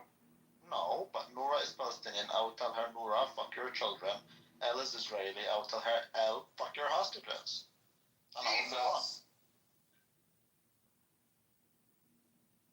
I don't believe you really think that. Bro, dude, please test my face. Deep down, he cries himself at night, but let's not talk about that. Deep down, I laugh my ass off because you guys are wasting your time on Cockhouse talking about shit that don't add anything to your life. Nigga, I'm doing my CFA. I don't care about you motherfuckers. I'll go back. John, do you agree with that? Are we wasting our time?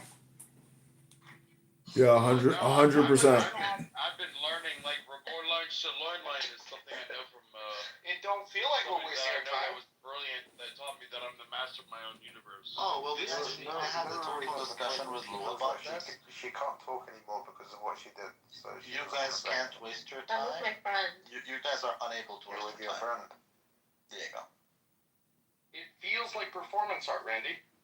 No, I'm telling you, you guys are Yes, he unable. is very performative and broke. You're unable to waste your time because for you to waste your time, by definition, that means that there's a better use for it. And you guys, you're all losers. You're on crack house wasting your damn time. I'm just telling you, like. We're wasting your time. No, you can't even waste your time. That's what I'm That's saying. why we're here. If There's you, no if better you weren't here, alternative. you wouldn't come on here, so we're here. You're saying there's no better alternative use of your time, and So therefore you you're could not be there. making money instead of wasting your time here with us. I can't make money right He makes now. money while he sleeps. I mean, He did loses you money have- while he sleeps. Okay, did you see Diego? Did you see what happened to You see how he's Bitcoin trying to turn on the big mic? today? Just today. Did you see Bitcoin price today? Yeah, that's because of the Pope. He's getting so true. You know, we made a shit ton of money today, nigga. Why do you think I'm so happy? That's because they elected a Pope. No, it's because of the deal with England. What was the price of Bitcoin yesterday? Was there a Pope? Was there a Pope yesterday? And what was the price yesterday? It's not so bad yesterday, actually. It went up, but today it went up amazing. It was beautiful. All like the sexual crimes and Yeah, but if you had your money in Nvidia, It's being going up to a bunch of I made a shit ton with Nvidia, nigga. I bought it at 182 recently when it dipped with the Liberation Day. There you go. That's right. We went to 465. Motherfucker, and I was back to 514, is it? Amazing. What was it from December literally, you guys 31st all you do is waste until your time. last week? bro. Huh? You're a Jew. I'm more Jewish than the Jews. At least I make money. Holy fuck. Yeah, bro. Sure. Pick up. You lose money. You were there you go. Refresh my Actually, memory. the Jews make Was me money. Little And there's Robbie something done called complaining to us Einstein about how effect. much money he lost no more than 2 That's weeks true, ago? actually. Yeah, I do remember that. There was a lot of kvetching. No, the American Liberation I Army. think America's stuck. There's Anne. Let's see how she can contribute to this Well, riveting. Anne is my favorite cum slut. And am I wrong when I say I like Anne. that yesterday there was no Pope, today there is a Pope, and also the price of Bitcoin went up, and clearly there's a correlation. Yeah, who's the cutie in your picture? That's her cuck boyfriend. You guys look cute together. But He's a man on Clubhouse, right? He's a cuck. He likes to see her with other men. She still owes me that date. She owes. I'm gonna meet her in November. What did you say? Sorry. They said you and whoever that is look cute together. Oh, thank you. My boyfriend. I'm going to see him. Yay. Hey, priorities, and you still have, like, stuff that you have on your docket. You can't just go on vacation. I'm going 12 through the 19th. On principles, Oh my god. dominant, I got and, Botox done. overbearing to the need to get their point across. Like those Oh, are This bitch is like indicators of what women tend to do when they're being masculine. In between my eyebrows. My clothes. Argumentative, physical violence. My head hurts so bad, and I have bruises. Machoism. Well, Elle would get bruises if she goes to Montreal. Oh god. You see? No, now you're making Elle really angry. What happened to Bonsoir? Isn't she there? Oh, You would get a lot of bruises, Bubble Butt. she must have left. What day is it? Thursday? I think he told us Sunday to Thursday. He's back to harassing other people. No, actually she's on the phone. Well, tell her That's hi. why I'm here. Tell her we want to talk to her. What do you think of the Pope, Diego? Why would I let you talk to her, nigga? It's clearly the reason why Bitcoin went up, Anne. Don't you Have you think? talked to her before? I don't do Bitcoin. The Pope Nah, seems you cool. heard her, but you didn't talk to her. We literally talked to her. You would ask her questions and answer from us. Yeah, but she's literally on the phone. I'm not even supposed to come on here because she's on the phone. Like, get off with us. Go talk to her. I'd be pissed. She's on the phone, nigga. Do you understand? Comprendo? Like on the phone. Oh, like on the phone with somebody else. So. No shit, Sherlock. Nigga, see, can you go to the chat between us, Al, and can you read the not the last thing? Can you read No, what I don't sent need you to. again? On the phone could mean several things. Okay, but can you read what I sent you Yeah, again? but okay, but I didn't think No, but it was can you like go ahead and so read it what again, is, please? What is on the phone? Boo Boo, can you read it again? like on the phone with them. But Boo Boo, can you read it again, please? No, I'm not reading it again. No, read it again between you and yourself. Just read it again. I don't need to. I remember. Yes, you do need. Okay, reiterate it. What? Reiterate it then. What? Exactly. So just go ahead and read it again, Boo Boo.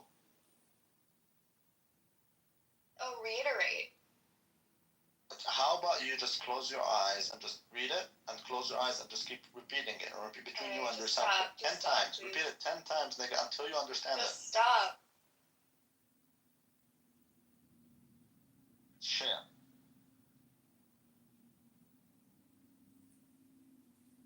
What in the molester are you talking about, dude? I don't know. Wait, what? I don't know. So I'm gonna take a wild guess and say she didn't enjoy being I correct. was kind of weirded I by wasn't that listening to what happened. I just. Nah, that's not it.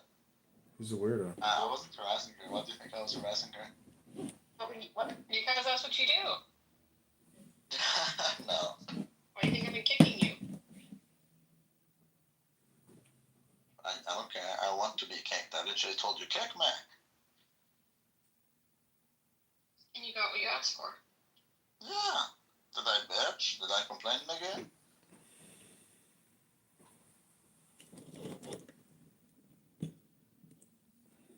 Randy drives people away. Can I play you guys something? I think it identifies Randy perfectly. Well, you're gonna do it anyway. Yes. Alright, Please. hang on. It's very short. Let's give him a diagnosis. Alright. That was a cocky laugh on my part. Hang on. There we go. Tell me if you can hear it first. Misfit Young. Can you hear that? Yeah. Alright, here we go. I miss being young. Your 20s are great. You're down for whatever. Your friends call you. They're like, "Do you want to go?" You're like, "I'll go." You don't even know where you're going. You're like, "I'll move, dude. I'll set my apartment on fire." What do you want to do? Your 30s come and you're like, "Where are we going? How late are they open? Is it loud? I'm going to drive separate." The fuck are we listening to? Randy! The putative computability of what is not God have any effect on that deducting? So, I mean, if we think about the problem of the one and the many, I mean, you can make the same objection that you're making right now. Like, we can just say that, I mean, if, for example, in the number 3, if the 3 is a unity, and, you know, there's a number 1 and 2 that preceded, and, you know, the relationship between 3 and other numbers, there's all this thing, like, how is it the case that, I guess that the other numbers don't also explain or needed to explain the 3, and, you know, trying to make this. I mean, we can make it. I would just accept that. Yeah, and I would say that the same way that we see the one and the many in all of creation, we see it in our minds, we see it in our thoughts, we see it in every object and literally everything that we can ever possibly think of. And I don't know, we see some of that in the Trinity. Any real distinctions in metaphysics? Because I mean, I would just affirm real distinctions in terms of, you know, divine absolute divine simplicity. I mean, we can say the same thing. I mean, we can say that God is one and many, and the oneness, I guess, will be something that the manyness will never be able to fully, I guess, encapsulate. So I don't have a. I mean, I would just bite the bullet and I mean, just affirm that there's something similar going on with, I guess, with God thinking about us in His mind, and I just don't see your objection, man. I feel like you're familiar with the objection you're making against me, so much so that the way you're putting it is too smart for me. I don't. You're gonna have to explain it like you're talking to a 5-year-old. I don't understand how the problem of universals is featuring as like a like here's here's what I take you to be saying in general. It sounds like what you're saying in general is, hey, Jimmy, if we accepted your reductio via the PSR against idealism, then we would have to accept it against other Christian essentials. But since we're already committed to those, we shouldn't buy your reductio against idealism. That's what I take to be like what you're trying to say. Is that fair? I guess in part, but I guess I'm still thinking about like how we can apply your objection on the not on universals and particulars. I was talking about one in manyness and in the number 3 and how it is a unity and that unity can be broken infinitely into, let's say, the relations of 1, 2, and 3, and I guess all the possible divisions within. Shit like that. But I'm saying, like, dimension wise, there's up and down, left and right, straight and back, and then that's dimensions. That's 3 directions that you can move in mobility. Like, I don't know what you had the past experience, but you more, you safe for me. That's what I'm saying. You No, must. and this is the thing, and this is why this is going to be fish on another planet that is a water planet, right? That like this is the problem. And if you're sitting here thinking like my existence is this, therefore the other. You're like, oh, I have to travel through 3-dimensional space, like in a way like I'm here, I'm gonna go there. I can only travel at the speed of light if I'm not matter. It sounds like there could be beings. Well, Exactly. the other thing, Day, is real space, like the real third dimension, is non-Euclidean, so it's not up, down, left, right, forward, back. Exactly. Yeah. Yeah, well, I mean, for any force that you feel, there's 3 dimensions, though. I mean, there's 3 dimensions technically regardless. You human, you. No, the universe isn't a 3-dimensional world. The universe is in 3 dimensions. Time is the 4th dimension. It's a higher dimension that we cannot have control of. A hypercube is an internal cube expressing itself outwardly infinitely. That is a flower blooming. So we have expressions of 4th-dimensional objects here. It's just how we're looking at it. Exactly. Stu, why doesn't he understand it? Like you're saying, oh, 3 dimensions, we have to travel linearly through it. Like 4th dimension of time, we have to travel like linearly through it. We can only go forward. Like, no, what we're saying, yeah, you human, that's your fucking reality. That's So how you we should look are. at the other, exactly, other technologies, other beings that can travel through 3-dimensional time without doing it linearly. You know what I mean? You sound overweight. Are you fat? Like pH fat or like FAT fat? Both. Your PHAT fat and FAT fat. I can tell by your breathing mannerisms. Go ahead. If I said I was smoking a joint when I was talking, would that change your opinion of my physique based on video talk? Negative. Go ahead. And Bone, did you have anything to add to the conversation on Nothing that? at all. Yeah, No, not very much. I actually do. It was, that's very intriguing too, actually. Yeah, so like Mario on the Game Boy, that's 2D, right? It can go left and right, up and down. That's 2 dimensions.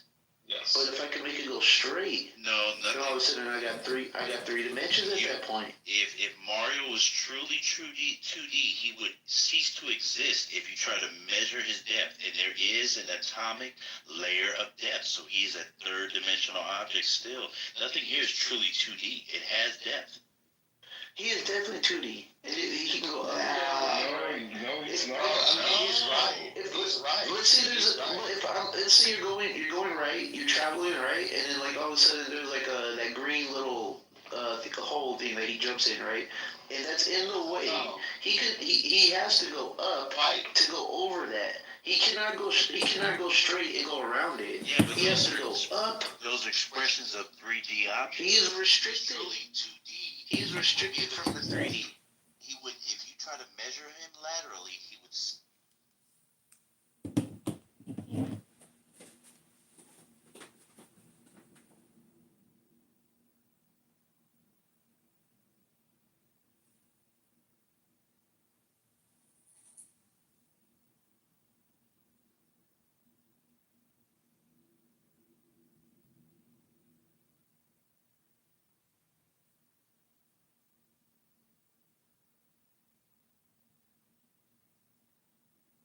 Summer is fast approaching. How will you make the most of yours? Consider taking a class at Elgin Community College.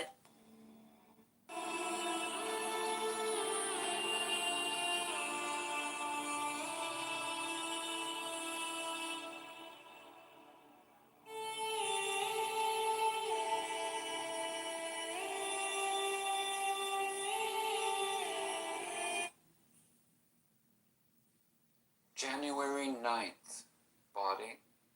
And the body is nothing but the sperm and the ovum. So where is this you? This body is like an instrument that says, I am, like an announcer.